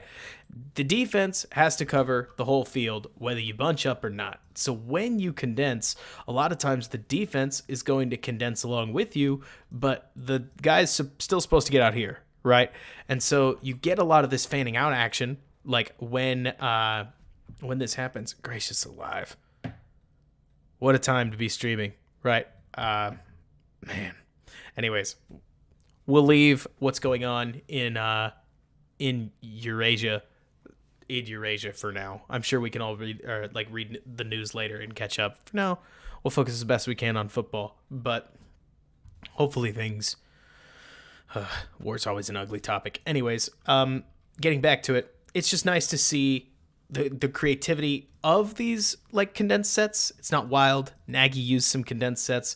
If anything, I'm hoping that Moorhead's use of it, and then Getsy shifting to the Packers, who use a ton of condensed sets, might have shown him a little bit more of the light. I mean, we got to remember that even if Getsy's down was supposedly third down, the thing that really matters here is that Getsy's experience now comes from a whole lot of stuff with Moorhead, and then some of that Matt LaFleur magic that they had going in Green Bay.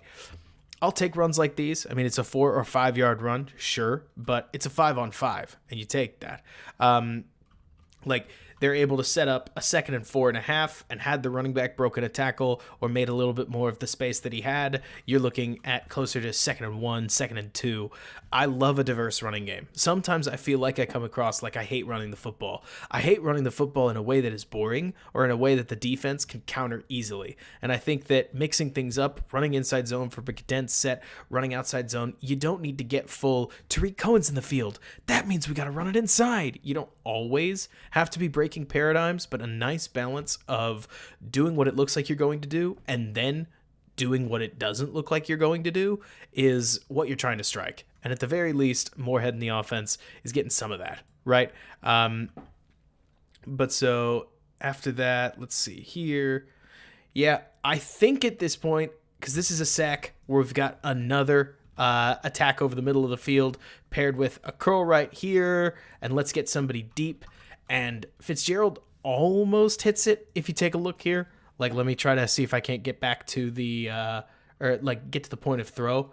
Fitzgerald obviously sees that his guy has tons of leverage. The safety's sitting back. Number 5 doesn't have the leverage that he needs to really stop this in-breaking route. But I think the running back gets caught checking and releasing and gets roasted. He gets torched. And that's one of those where, like, watch the running back. I think he sees 30 and takes a look, thinks he's not blitzing, because you see right there, he kind of feints blitz and then falls back to his mark just a little bit, where the running back takes a look. Maybe he'd already made his decision, but I'll tell you, nobody sets up to do pass pro from there. So maybe he got too focused on checking and releasing, but they've got the bodies to pick up this blitz. 1, 2, 3, 4. They've actually got a 5th guy right here who's not really doing anything. And then 6. But by the time the running back tries to get back inside, Fitzgerald takes a bit too much of a hit. The receiver doesn't even particularly get open. Fitzgerald thinks he will, and maybe he would have been just open enough to haul the ball in. But yeah, I mean, Jordan, they are eating MSU alive. But hey, we're seeing the way they want to attack, and the way they want to attack is over that middle of the field, create spacing conflict, go from there. It's nothing crazy. In fact, it's kind of vanilla Shanahan. Like, it's foundational ideology that Shanahan employs, sure, but these aren't the same. To call anything a Shanahan offense is to be really silly. Well, so while nobody's open, Jordan, what I appreciate about it is that they set leverage up well for a better receiver. You want your guy to win this, I think anyways. A snappy break, something that doesn't look like you're fading this way the whole time, basically just a better route, should work, I think anyways. I have no problem with the spacing that gets your guy there, but nobody is open, and that's not always the play call's fault, but maybe I'm defending it too much. Maybe I've watched too much Nagy, to be totally honest. I just think that there's an aspect of watching this offense where you say, whether it's with NFL personnel or certainly better personnel, you hope that people can make better plays. Exactly like you're saying, Tudu. Good offenses make everything look easy, whether it's complex or not. And bad offenses make everything look hard.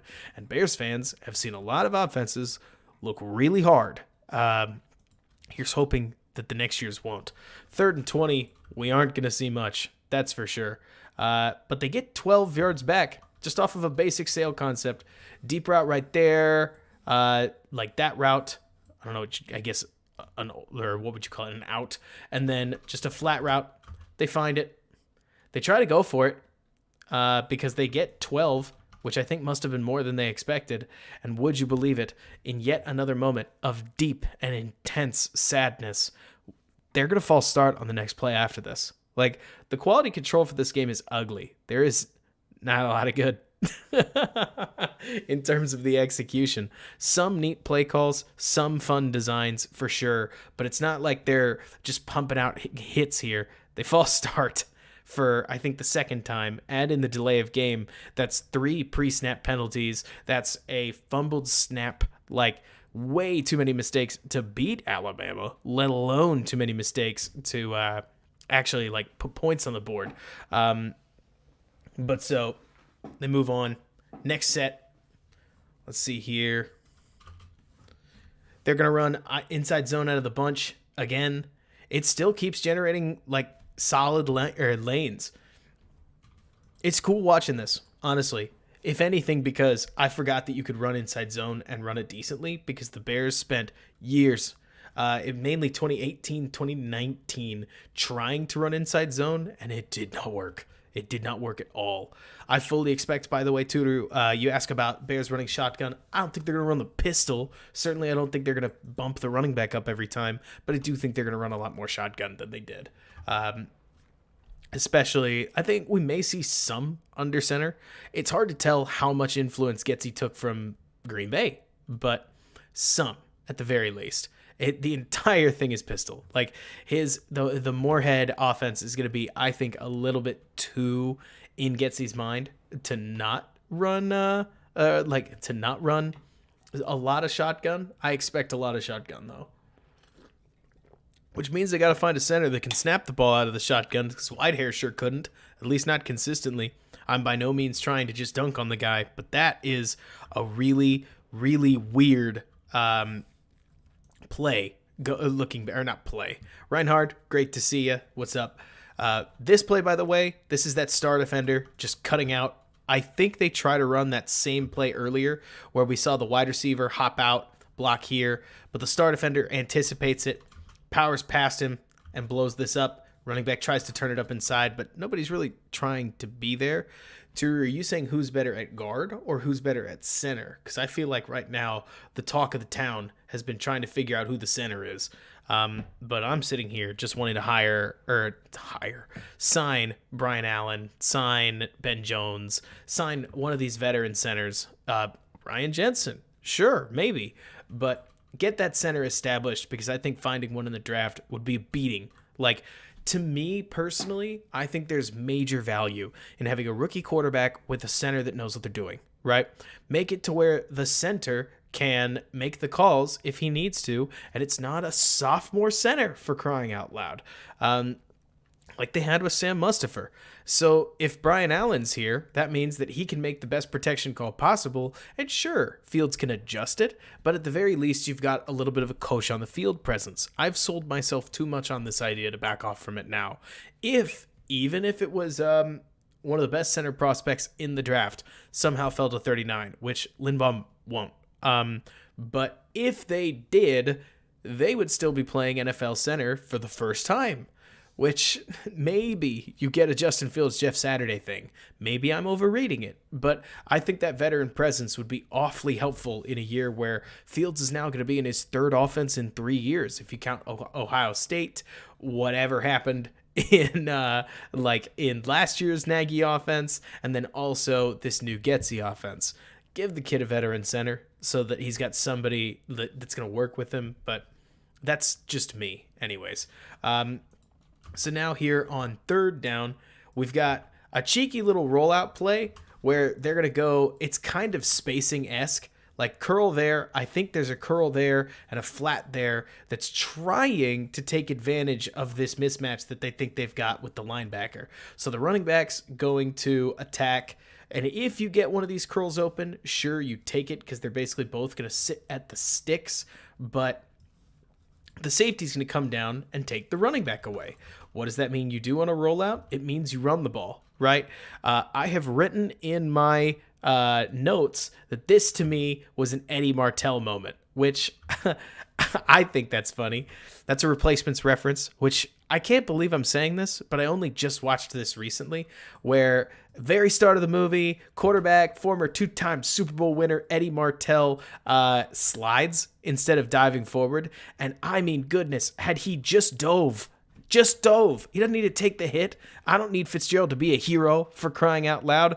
But if he just falls forward, they don't mark him at the spot of the slide and he gets the first down.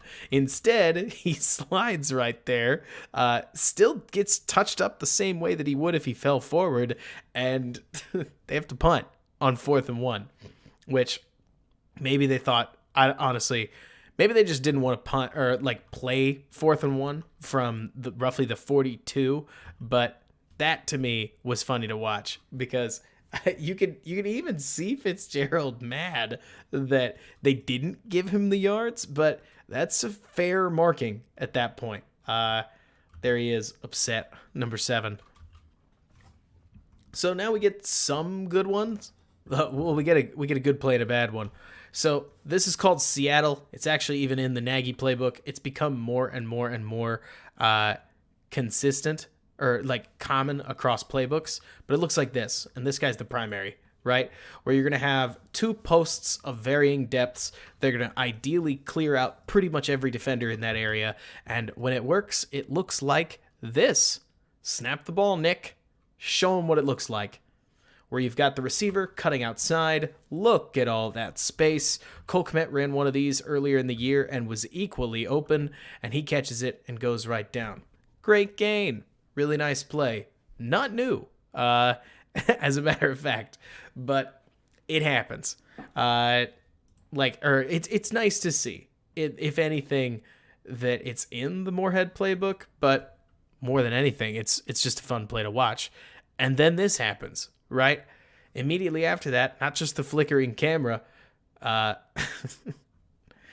just let you guys talk about this, because to me, this is one of those, like, how is this stuff happening? How is this stuff happening? I mean, whether it's offensive quality control, offensive coordinators, anything, right? I mean, we've already had a dropped snap. Now we've had a snap hit him in the pelvis. Like, this is ridiculous.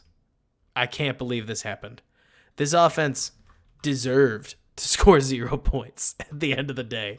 They did a terrible, terrible job. And schematically, I think it's not bad. You definitely, you definitely could have better players run this to much more effect, especially if, for crying out loud, the defense isn't Alabama level better than the offense in front of them. But Nick and the boys here did not give themselves a chance to succeed. Way too many of these little plays that just absolutely assassinated series. And they're not going to get this one back. Surprise. It's 2nd and 13, which is exactly why they're going to run the ball, because... Oh, no, it's not, because they put out a quick little completion. 2nd and 13 was the last one. Now it's like 3rd and 8, and they're just trying to set up a better third down. I don't think the running back does a super good job here. I am no running backs coach. I'll be the first person to tell you that. Running back vision is still something I'm trying to figure out, to be totally honest with you. But when I freeze it right here, I see a big old hole, and yes, 15's coming for it, but the running back's staring right at 33 and 30, and 33 isn't blocked, and he won't be schematically, blocked. And so I can't help but feel like if you take it up the middle, you're not going to sacrifice the yards that you would otherwise get from just hitting this guy and falling forward. You guys are talking draft. I don't want to get too into the draft, but me personally, I feel like as popular a pick for the Bears as Zion Johnson is, I think that 2nd round pick needs to be a big, oh yeah, Jordan, sure. But let me get there. I personally think that 2nd round pick needs to either be a tackle, a wide receiver, or a corner. I mean, there are some other options that I guess you could throw in there. I'm not going to get upset about a 2nd round safety because I love safeties and think they're a big deal in this in this defense. But I mean, you talk about, let's take a look here. You talk about a guard. Guards can be impact players, sure. But if this is Allen, right, and this is James Daniels, no, it can't be Daniels, right? This is Brian Allen. This is Cody Whitehair. This is Tevin Jenkins, let's say. This is either Borum or maybe an FA. I'll write FA here. If that's Zion Johnson, is the team that much better? It would depend on the wide receivers that they had in free agency, but I still can't help but feel like I'm just going to plug it in here. If you follow my stuff, you know this is what I think. But number 39, which you have to remember is also known, this is going to sound so stupid, but people really do care about this, I promise. I've talked to way too many cap and draft analysts that talk to people inside the league that tell you that it is also number 7 of the 2nd round, which is an interesting way to look at it, but it's day 2, right? And so when people go to sleep at night, right, after the 1st round of the draft, they go home, they they get into their war room, they start talking about what they're going to do the next day. The first 10 picks, number 1 or 33, let's just write that. Number 33 through 42 are a huge deal. Those are massive trade candidates because you know the people that are on the board and you can kind of start to pre-plan around who is and who isn't there. You say that, Sebastian, about number 7 of the scraps of the 2nd. It's more to say that number 39, is it going to be a hot trade commodity if a player of Zion Johnson's talent is there, if a George Pickens is there, if no way Drake London falls, unless if Chris Olave is there, who, by the way, that would be really hard for me to turn away. That could be somebody that might actually fall, depending on how how NFL teams look at the fact that technically you could make the argument that he was a second fiddle in both of his seasons at you could make the argument that at both of his seasons at Ohio State, he was second fiddle, which some NFL teams might care about, despite the fact that I think that he'd be awesome, right? But if you fall to, say, 55, I keep thinking 50 to 60. Whenever I run mock draft sims, which who knows and who cares, right? Most of them are wrong right now. But whenever I keep doing that, past 60 tends to get me a player that I don't like, right? And pre-40 is almost too many options, or pre-49. 50 to 55 to 60 is where you can still get somebody like Christian Watson, Tyler Smith, Jalen Tolbert. Obviously, you can get like a Max Mitchell type, but you can get a player that quote-unquote shouldn't be there. I've seen Devontae Wyatt fall to there, depending on how the draft board falls. Who knows? But there's going to be some talent right there. And this trade alone, this one, will get you a third. Like, by value, that gets you a third-round pick. Jacob, I love Jahan Dotson. I mean, Jahan Dotson's awesome. The question is, will they sign an X receiver in free agency that allows you to take a best weapon available like Jahan Dotson? Because I do think that Dotson's a little more of a Z receiver, and that's fine. You can play two Zs. Like, you can have two flankers on the inside. 3 receiver sets are common, right? But it's just a matter of seeing what happens, because the Bears need to fill a need at X receiver, in my opinion, before they start looking for that extra option. But that third round pick could be such a big deal, whether that's an extra wide receiver, whether that's a defensive lineman, whether that's a guard, whether that's a tackle. Like, the 2 classes that are really, really good, telling you right now, are wide receiver, OT, and TE, right? The receiver class, the tackle class, and even the tight end class are really, really good. And so, in my opinion, when you move from 39 to 40, you give yourself a chance to scoop depth with that third round pick at one of these spots, whether that's Max Mitchell, whether that's Tyler Smith, whether that's Trey McBride, whether that's like Darius Rucker later in the draft, whether that's George Pickens, whether that's Christian Watson, whether that's David Bell. Like, there are a lot of options that the Bears could have with that extra third round pick. And it may mean that you're giving up Zion Johnson. It may mean that you're giving up Chris Olave, because you've got to remember that when you're talking, this is the scary part, right? This is the part we all have to think about. When you're talking about trading down from 39, that means somebody else is coming up. So who are they coming up for, right, Jordan? Like, this is the scary part, right? If they're coming up for Chris Olave, that may hurt. I'm just being open about it, right? Somebody may trade up for exactly the guy that everybody wants. The question then becomes let's take Olave, right? Is Olave better than Watson plus, I'll just say Tyler Smith for now, who, if you don't know these two, we're talking a wide receiver and a really, really angry offensive tackle, right? So is Olave, a wide receiver, better than Watson plus plus Smith? That's the question you have to answer. And some would say yes, some would say no. I mean, Smith, for instance, I'm putting together a video on him, but I have to watch more of the tackle class so that I know what I'm talking about. But that's a player that I know I've got my eye on, and Watson's another one that if I get the chance, I'll put something together on him too, because he's phenomenal. But this is one of those that I keep looking at and think to myself that if you can get an offensive tackle and also a wide receiver and also a second deadly wide receiver and also a defensive player of some kind in those top 3 rounds, like between the first 2 days of the draft, you've done really well for yourself. So Dark Vader, I hear you, but I agree, or I am full team trade down probably, because I don't see how one player affects the Bears enough to be worth it. Does that make sense? Yes, everybody says, and I hear it all the time, we need blue chippers. But you got to remember, Adrian Amos, say what you will, is a blue chipper out of the 5th round. Eddie Jackson, blue chipper out of the 4th round. Antonio Brown, clear blue chipper, 6th round. Darnell Mooney may be a red chipper based on the way that you see him, 5th round. Like, people keep acting like the trade up or the standing pat, or because you didn't trade down, that increases your odds of getting a blue chipper. And it might increase it a little bit, but there's a reason people call draft tickets lottery tickets. And no, that doesn't mean that you have to trade down 100% of the time and take a bunch of 5th and 6th rounders and call it a team. That's ridiculous. That's not what I'm saying.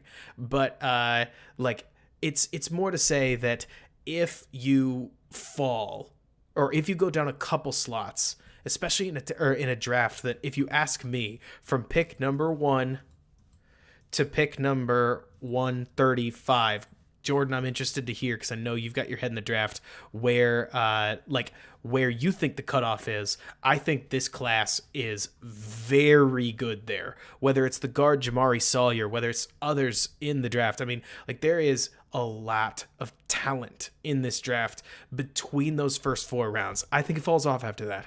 That's not to say that there aren't some really interesting 5th to 7th round players that I know I've got my eye on, but between 1 to 135, I think personally that there is a lot of like really, really talented players. And so getting an extra pick in that top 90, in that top 135 is really key to me.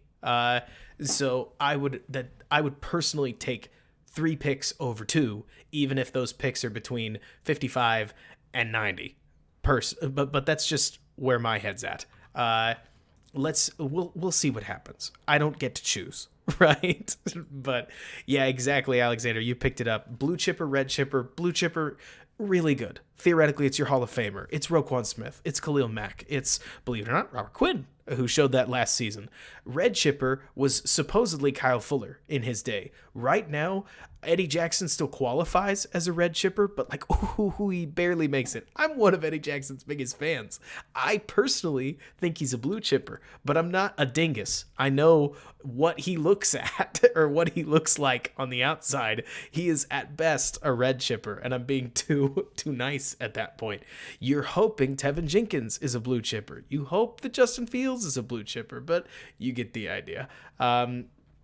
But so I think Cliff, a second safety, makes Jackson improve. Right now, he's been working with vets. But anyways, we got to figure, let's finish up here. Let's watch some more. But so the whole point that I appreciate is that you see a lot of these routes that attack over the middle.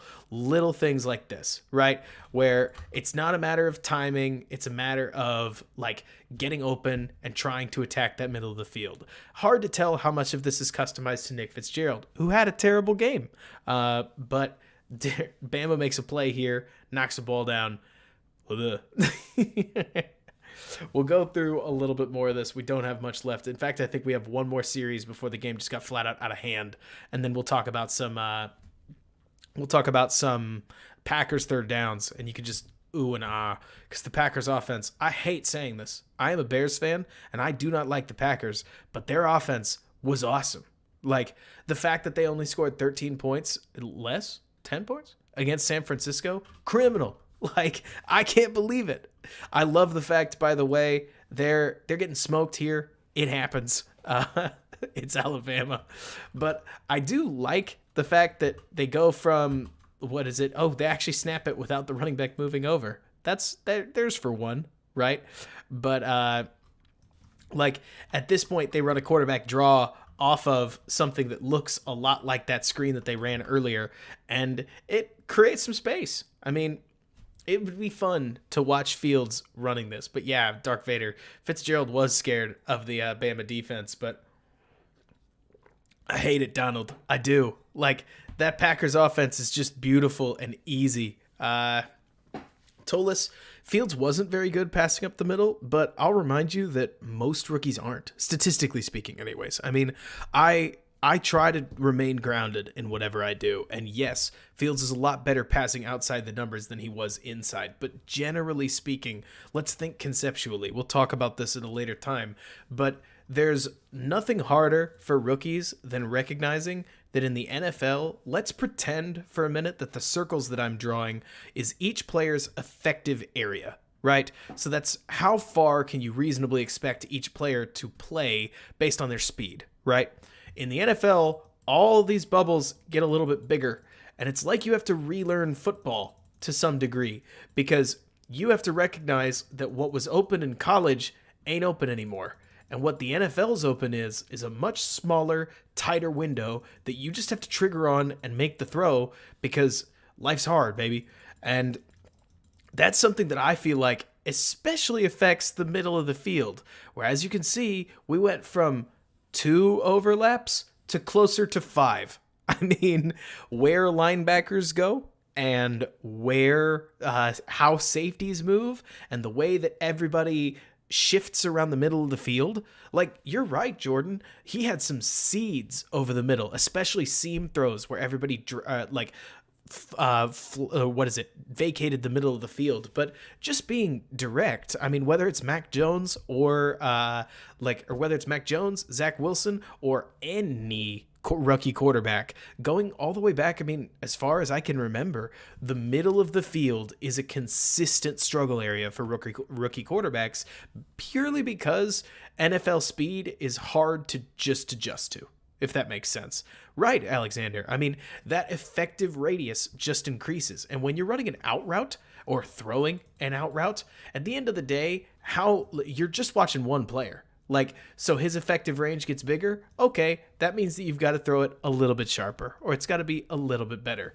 But in the middle of the field, I mean, you got to get accustomed to the fact that the wide open throws that he had against, I go back to Rutgers, but Rutgers are not going to be there. And so you can't say that you've got a defender right here and a receiver right here, but he's in his hip pocket. You can't just wait for Chris Olave to separate from the guy from Michigan State, and then you just throw one easy to him, if that makes sense. I don't know, as a matter of fact. I'd have to go look it up. So if you've got some PFF subscription or something, go check it out. See what you find. I'd love to hear it. But middle of the field tends to come later. That's all I'm saying. So, Tallis, who's to say whether Fields will get better? I'm not even guaranteeing it. I'm just saying that's a common struggle point. And plenty of quarterbacks get better at it over time. It's just a matter of to see whether Fields is one of those guys. But so here they run that same outside zone play that they've run now 3 times. Outside zone. It's an outside run, but they block it better. And 26 is going to make a little bit more of a play out of it. No, he doesn't truck that guy. Happens. But they get 5 yards. I mean, we're really celebrating small things at this point. I like the fact, watching this game and then watching it again, that they shifted the offensive line around as much as they did. Watch some of the motion that they've got going on. Is it well executed? Not always. Happens, right? But the fact that they're willing to pull the guards like they are, the fact that they've got elements of a gap scheme, elements of a zone scheme, all put together even with quarterback option game, it helps.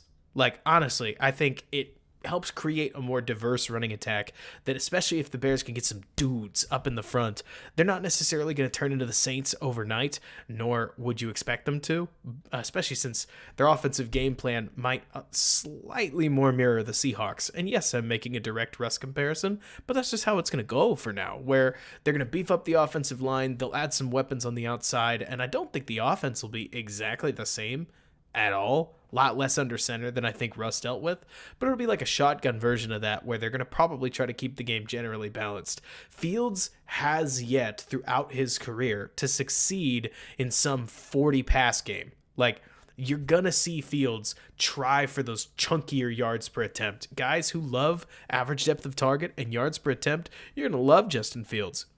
because he likes to hold the ball and throw it deep. That's his game plan. And so you need a slightly stronger running game and probably a better screen game. If you want to talk about something that I personally think the Bears really didn't do well for Justin Fields, it was that their lack of a screen game meant that, generally speaking, if you want to look at something that has helped out within Russell Wilson's career, like, yes, you talk about touchdown to check down, Alex, you're right. But I'll also throw out that Russ and the Seahawks use a lot of screens for a reason. I mean, if you don't have a quarterback that's good at quick game, how are you going to create a quick game?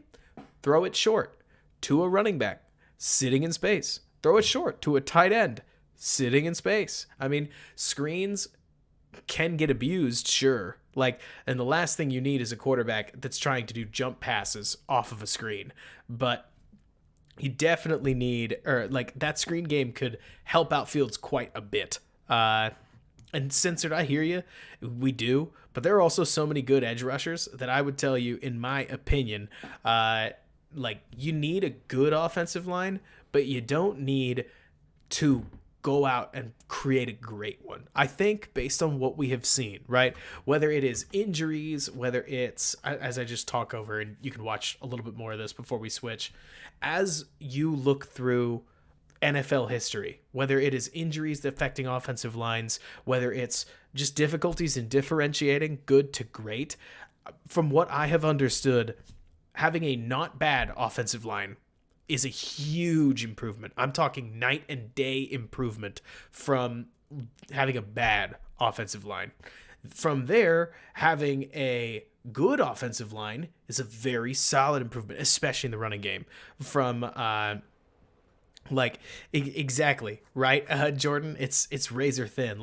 When you then shift from not bad to good, I think your running game gets very good, and your pass blocking stays kind of similar. And then from good to great, it's really hard to tell, especially given how hard it is to keep that great line together. Somebody gets hurt, and all of a sudden, your line drops from great to good again.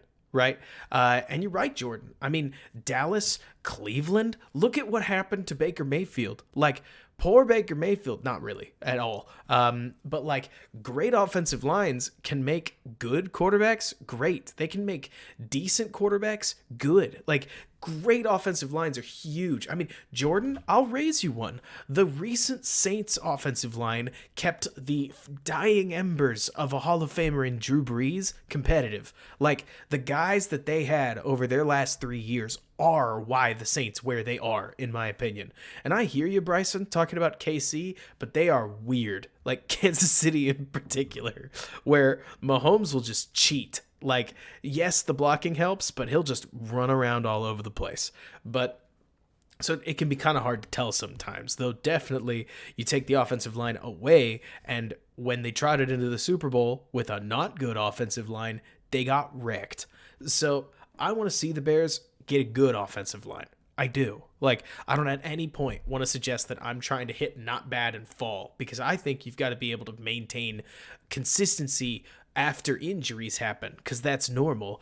And to me, if you start at good, you can fall to not bad and survive instead of immediately becoming a sieve of some kind. The problem is that, like you're talking about, Jordan, it's kind of like trying to it's kind of like trying to keep together a good defense, right? 11 great defenders is hard to pay everybody. By the time you finally assembled the defense, you're probably going to lose pieces to the defense. And within that, keeping 5 great offensive linemen together, I think anyways, is equally hard. So I want to see the Bears, let's start where we start, right?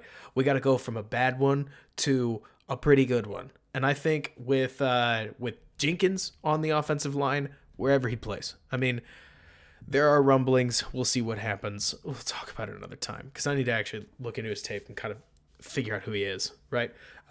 We kind of know, but I want to take another look at what we did see, because who is post-back injury Jenkins? Did we even get a good look? Hard to tell. But can Cody Whitehair find anything again? Can the new center that comes in make as big of an impact as we want? Who is the right guard? Is Borum the starter, or is he the sixth offensive lineman? There are so many questions on this offensive line, and there are a lot of answers out there.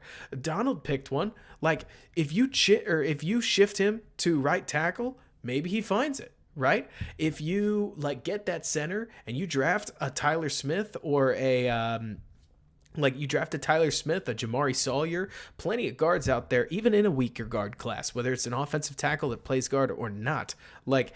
You got some options from the different guys that you have. Is Borum a starter? I don't mean to hurt any feelings. Probably a better backup, and that's okay. Kid's a fifth rounder. Right? Maybe he takes a step forward and surprises me. I'm okay with that, because I'm the guy that wrote on Windy City Gridiron after I think it was 2019 that I wanted to see Roquan take that next step and was worried he was drifting too close to average, and he did and shut me up. So we're all I'll own that, right? That I would rather be wrong. I have no problem being wrong. And so when it comes to Borum, I think that if you're pigeonholing him, you are probably holding your tackle position back, if that makes sense. I totally agree with you, Jordan. I think that Borum and Leno are shockingly similar, as a matter of fact. But that's something from something else. I mean, Cliff, maybe, but you got to remember that just because somebody shows the skill of a starter doesn't mean that you shouldn't add an extra starter if that makes sense. The key to offensive line is ideally having 6 starters, 5 of which are good and 1 of which is all right, and rides the pine until somebody gets hurt, and then they insert wherever they're going to be, if that makes sense. But that's at least where my head's at. So the Bears have to add 3 offensive linemen, basically. They have to add at least 4 wide receivers. They got some work ahead of them. But thankfully, at least I think the more that we look at this Getsy film, whether 2018 or let's pivot now to... I was watching the Green Bay San Francisco game, specifically focusing on third downs. And honestly, it's so funny watching this offense because they don't look alike. I mean, people say Getsy's down was third down. How often did you see empty, right? I really like Mitchell at tackle too, by the way, Jordan. I know when I was watching him, I was like, oh my gosh, this is one of the most just smooth hand-fighting linemen that I've seen in a very, very long time. His game against Texas, awesome.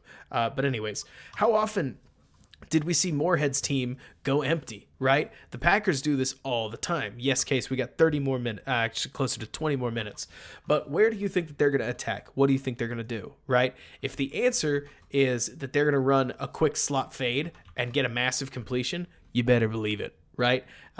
Where Rodgers, of course, is just going to do Rodgers things, as future Bear Allen Lazard is going to get open downfield for a big catch. Which, by the way, that's probably a joke, unless it's not. Lazard is a perfect example, I think, of the very rare, cheaper X receiver. I mean, look, you tell me, would you rather right now have Marquez Valdez-Scantling at roughly $10 to $12 million a year, right? Or would you have Lazard at $5 million a year, given that MVS here is more of a Z and Allen Lazard is a clear X receiver, even if he's not good at it? Is he a number 1 super dude? I didn't say that. But he's a big guy that blocks well. I personally think the value is Lazard. And so we'll see what happens. Gosh, I hope the Bears stay out of the Scantling market because he's fine. I mean, here he's going to take the slot receiver for a ride. But I agree with you, Case. I think Lazard's awesome. The question is whether the Bears think so, because if they do, they're probably going to have to fight for him a little bit. You got to remember that the big key here is that the Packers can tender Lazard. So I tend to think that the Packers are going to put a second round tender on him, and this isn't going to be a question, right? But the Packers are also in real cap trouble, so maybe they won't. He's one of the cheaper options on the team to keep. I don't know how that would work, but but it'll be interesting to see. Let me see. Where's Tanyan coming up? No, I don't. We don't need Tanyan Turu. There's too many good tight ends in this draft, let alone Cole Kmet being on the team. Like, the Bears don't have enough, in my opinion, resources to be going after Robert Tanyan. I hear you. I want wide open tight ends too, but a better offense helps do that. Exactly, Case, right? The idea would be that if you're not going to get an obvious ultra star, like you talk about X, Z designations, and some people call it H for slot. Guys like Adams are the who careses, right? The superstars, the positionless guys, the people that just, who cares what you call them, right? My thought with the Bears right now is that they've got what I think anyways is a top 40 receiver in Darnell Mooney. I'd need to do more research to see how much better he is than that. There are a lot of good receivers in the NFL. Like, there are some teams with two, like Amari Cooper and also CeeDee Lamb, right? And also Michael Gallup, if you think Gallup's better than Mooney. So maybe three. Like, I love me some Darnell Mooney. Darnell Mooney should be an important part of a championship-winning team if it's going to happen in Chicago. But I'm not blind to the fact that there are a lot of good receivers in the NFL, right? The question becomes, if Mooney was better than the X across from him, like how, or because he might be, because Jordan, to me it's so complicated whether Mooney's like bottom half. I would say he's probably right on the line, like, of average. But then again, I'm thinking too plainly about X receivers being the number one guys. But yeah, I can hear you. I think that 40 to 90 range is about right. Which is just a nice reminder on how much talent the Bears probably need to get. I'm with you, Donald, on production piece, but let's not forget that the Bears wide receiver core this year were a bunch of castoffs, a guy that wasn't trying, and Cole Kmet and Darnell Mooney. Like, regardless of quarterback, the compliments and weapons were not helpful. So let's see. Let me just throw a couple in here. Cooper Kupp being a slot. That's a complicated one. So here's a third down so that was a third down. We saw a conversion. Awesome. Great. I love this stuff. I hope we see more of this, right? You want to talk about stuff that we want? This would be great. Especially given just like it's a little bit condensed. It's still out of the shotgun. It's a pretty short shotgun set. At this point, but you've got a little bit of condensed action. But what I really wanted to show is that in this one, gosh, I hope that's Valdez-Scantling, you're going to see that same post plus dig that we watched Moorhead run, which I tend to think the Bears are going to pick up because it's not an uncommon pairing of routes. And check out what it does, right? You get the dig route from Adams is going to trigger the safety. Valdez-Scantling is going to rip right on past that guy, and you got a big completion. I mean, this interior attack stuff, I think anyways, generates a lot of easy completions. We watched Stafford just last week generate about 1 billion easy completions on backside frontside digs. And so in this case, you get a ball. This is something Fields needs to get better at, the even-leaving stuff, because Fields tends at this point to throw when the receiver's about there, like a little bit later than Rodgers is letting this thing go. But I tend to think that in his second year, Fields is going to keep up a little bit better mentally and start to trigger a bit better on a lot of these deeper things. I do at this point. But, man, like, gorgeous throw. Rodgers is just scary to watch. But you rip through a couple of these third downs, and you really don't see a lot of that same Moorhead stuff. I don't think we waste our time. Like, we watched what's his name? Getsy's roots, sure. But here on this next third down, we're going to see something we didn't see all game, right? Where, again, we saw empty. We're just going to see two slants. Neither of them are going to be open. And you want to talk about reasons that I'm jealous of the Packers, number like 40. Check out this. So Rodgers looks, and he sees Adams with his hand open. And I don't know how many hours this crap takes, but Rodgers recognizes that just means he's got to get out of the pocket. Adams is going to find his way open. They snipe out a first down. Are you kidding me? I mean, like, what in the world at this point. I am blown away at just the like, check out the cohesiveness here. Like, these are two guys that are completely on the same page. Hand up, immediate turn, snipe, catch, takes the hit, first down. I mean, watching Davante Adams and Rodgers work is just different.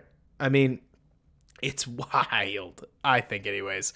It's going to be hard to beat, especially if he stays in Green Bay, which I'm going to be the first to tell you guys. I don't want to be the bearer of bad news. If the Packers let go of Aaron Rodgers, they are letting go of a dynasty.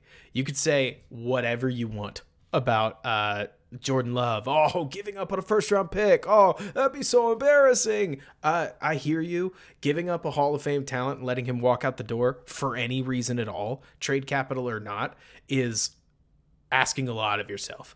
Like, you could give the Packers... Let me ask you this.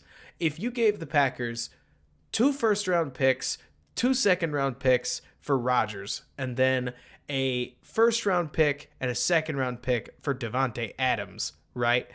Could they replace these two? Honestly, you tell me. I'll write it up on the board.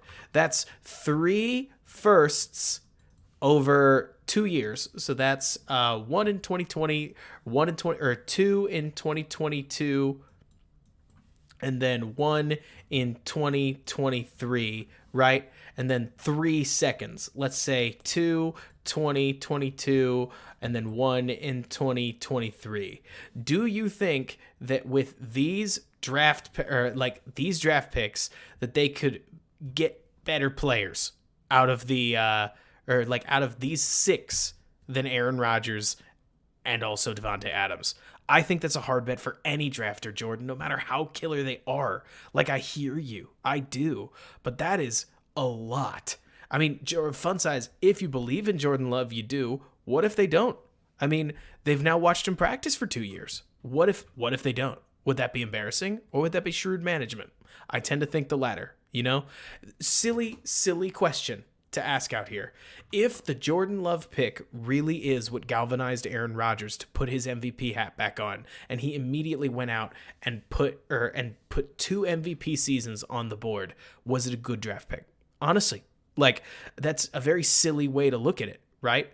But if personally, if you drafted a quarterback and then your team got MVP quarterback play for 2 years immediately after, is it a bad pick? Is it a bust? I find that hard to believe. Like, would they have been better, as everybody says, if they had drafted Chase Claypool instead of Jordan Love, and also Aaron Rodgers had just completely resurged after 3 years of, nobody was saying it, but almost mediocrity? Yes, it would have been better. But if the Love pick was apparently the chip on the shoulder Rodgers needed to re-become the guy that hates everybody and wants to prove everybody wrong, it was probably worth it. And I hate saying that because I'm a Bears fan and I wanted that thing to die. Like, I really did. Or like, I want the Packers to die. But all this to say, I tend to think that Rodgers and Adams are coming back. I think that the Packers would cut their entire defense. Gee, yeah, that was wild. I think the Packers would cut their whole defense if that's what it took to keep Rodgers and Adams just by themselves. And if Adams takes a deal that's backloaded, like if he takes a $28 million per year deal, but they backload the heck out of it, and Rodgers gets an extension and he backloads the heck out of it, they can make it work. I've done the math. I really hate being the bearer of bad news. I don't think they're leaving. I think that the Packers are going to fight like hell to make sure that they stay. But this exact kind of stuff just leads to yo-yo motion from Davante Adams, who just schools their defense. Gracious alive. But yeah, I'm going to start winding down. We're going to cut this off at 11:30, so we got 7 minutes. If you've got final questions, feel free to jump in. But overall, I am encouraged by the spacing-oriented mindset that Luke Getsy has. I don't think that there's a ton of things that we can really glean. We're going to need to just wait and see what happens, because there's not a ton of real Getsy knowledge to know. I mean, it's It's going to be tough. But yeah, Jordan, I'll put that on. Why not? Let's see. Casey, Green Bay, 2019. But even then, Jordan, I mean, that's a true example of Getsy calling plays 3 years ago, which there's almost no doubt in anybody's mind, as there probably shouldn't be, that that kind of stuff could have easily changed. I mean, it's just so goofy at this point, trying to know anything. Like, I think it's funny having the conversation, if only because it's a really hard thing to try to get a handle on who Getsy is or what his offense is going to be. But I will tell you with a straight face that I would rather take question marks than known bad. I would rather take youth, like youth and potential, which Getsy seems as qualified as any. Like, right now. I mean, you want to talk about somebody's rise to, like, let's not call it power, right? But you want to talk about something. I wish we had freaking all 22. Let's see. Nah, if we go broadcast footage, this sucks. But you guys are gonna have to go back and watch the game, because even just showing that might just get this video demonetized, and I don't really want to deal with that. But you got to use a VPN. They are not sponsoring me, but I would highly recommend NordVPN. I may reach out to them so that I can just brag. Like, they've been really good to me. You get a VPN, you can get it for like $1 per month or something like that. And then if you get specifically European Game Pass, you're going to get all the all 22. Like, you can also keep obviously catching it on this channel. I'll be right here with you for the entire next season and so on and so forth. But it's fun to Cliff. That's cool. You play pro poker. That's rad. But yeah, you grab you grab something like NordVPN, any VPN. You connect to the UK. You download like what's going on with, or you download the not download. Apologies. Subscribe to Euro Game Pass. Right now it's half off. You'll get all the all 22 that you could possibly want. And my favorite part about it is that you will get this product with a quick, like, and I think very easy, full coaches film, right? Where you do, like, it says video ad loading, no ad plays, and then bada boom, here you are. And so I love it because it used to be within Game Pass that you had to put up with the fact that, and I hated this, even old Game Pass, it went play by play specifically. So if you unintentionally overran your play, you lost it, which sucked. But in this case, new Game Pass is even worse. Like, new Game Pass is apparently, I mean, halfway to impossible to watch, to watch the play that you want to watch, let alone if it's just like some 6-yard gain, and you certainly can't search by anything. But the nice thing that you can do within Euro Game Pass is that you can flick through, and if you just have a loose idea of what something is, like, let's see, let me think. It was like somewhere around the second quarter. Yes, you do have to do it this way, but keep an eye out for fumble, because you could take a look through it and just, let's see, unnecessary roughness. Here it is.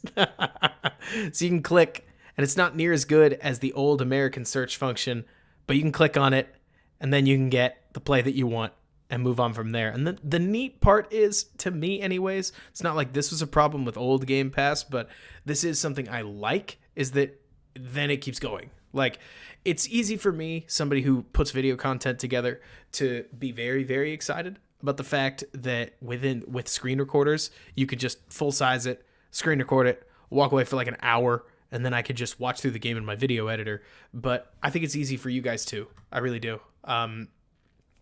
To like take a look at this and you get the idea. Like, watch the football that you want to watch.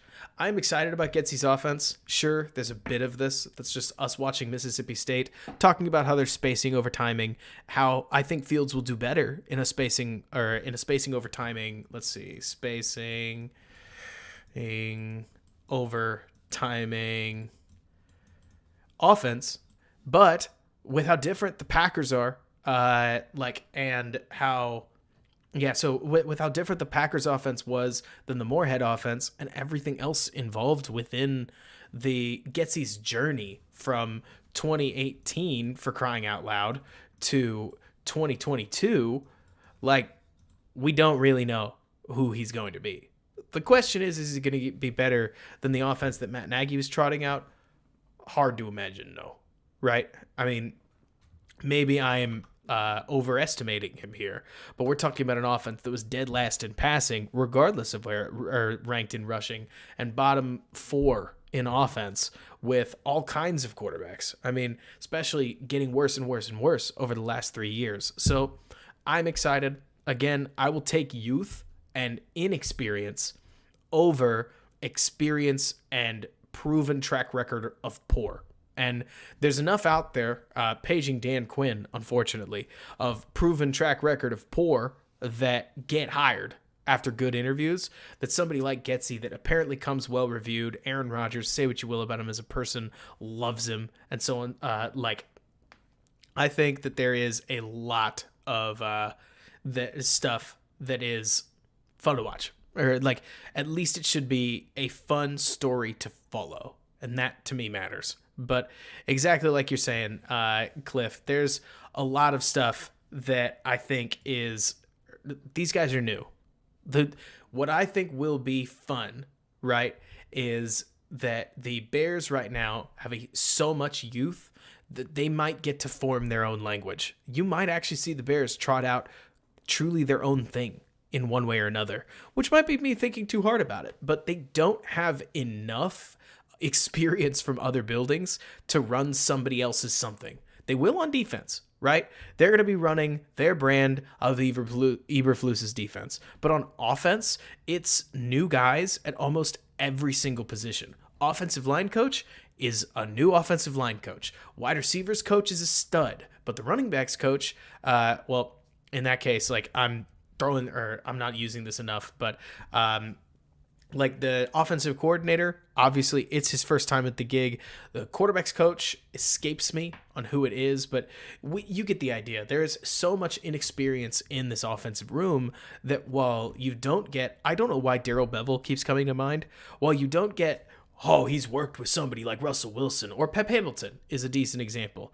Like while you don't get somebody who you can fall back and say, that's a good coach. Like, I know that's a good coach. This is the offense they like to run. This is what they did at Michigan very recently. Wouldn't surprise me if this is what we see.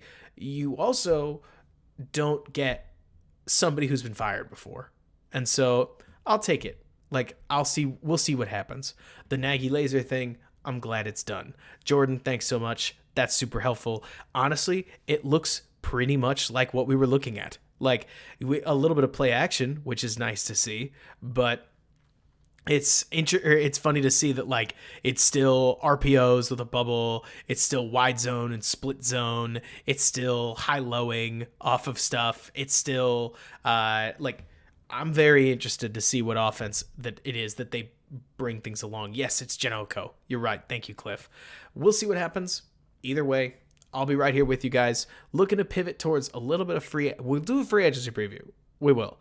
But I want to see if I can't pump out some draft videos. Any support of the channel helps a lot. Thank you guys so much for all of your support, whether it's just watching the videos, commenting, letting me know where I can improve. I'll see what I can do across this offseason. We'll make next season a great one, and we'll keep coming at it. I'm excited to talk more about Fields, the rest of the Bears. But until next time, everybody, bear down. Always a great time, Jordan. Absolutely. Thanks so much for bearing with me.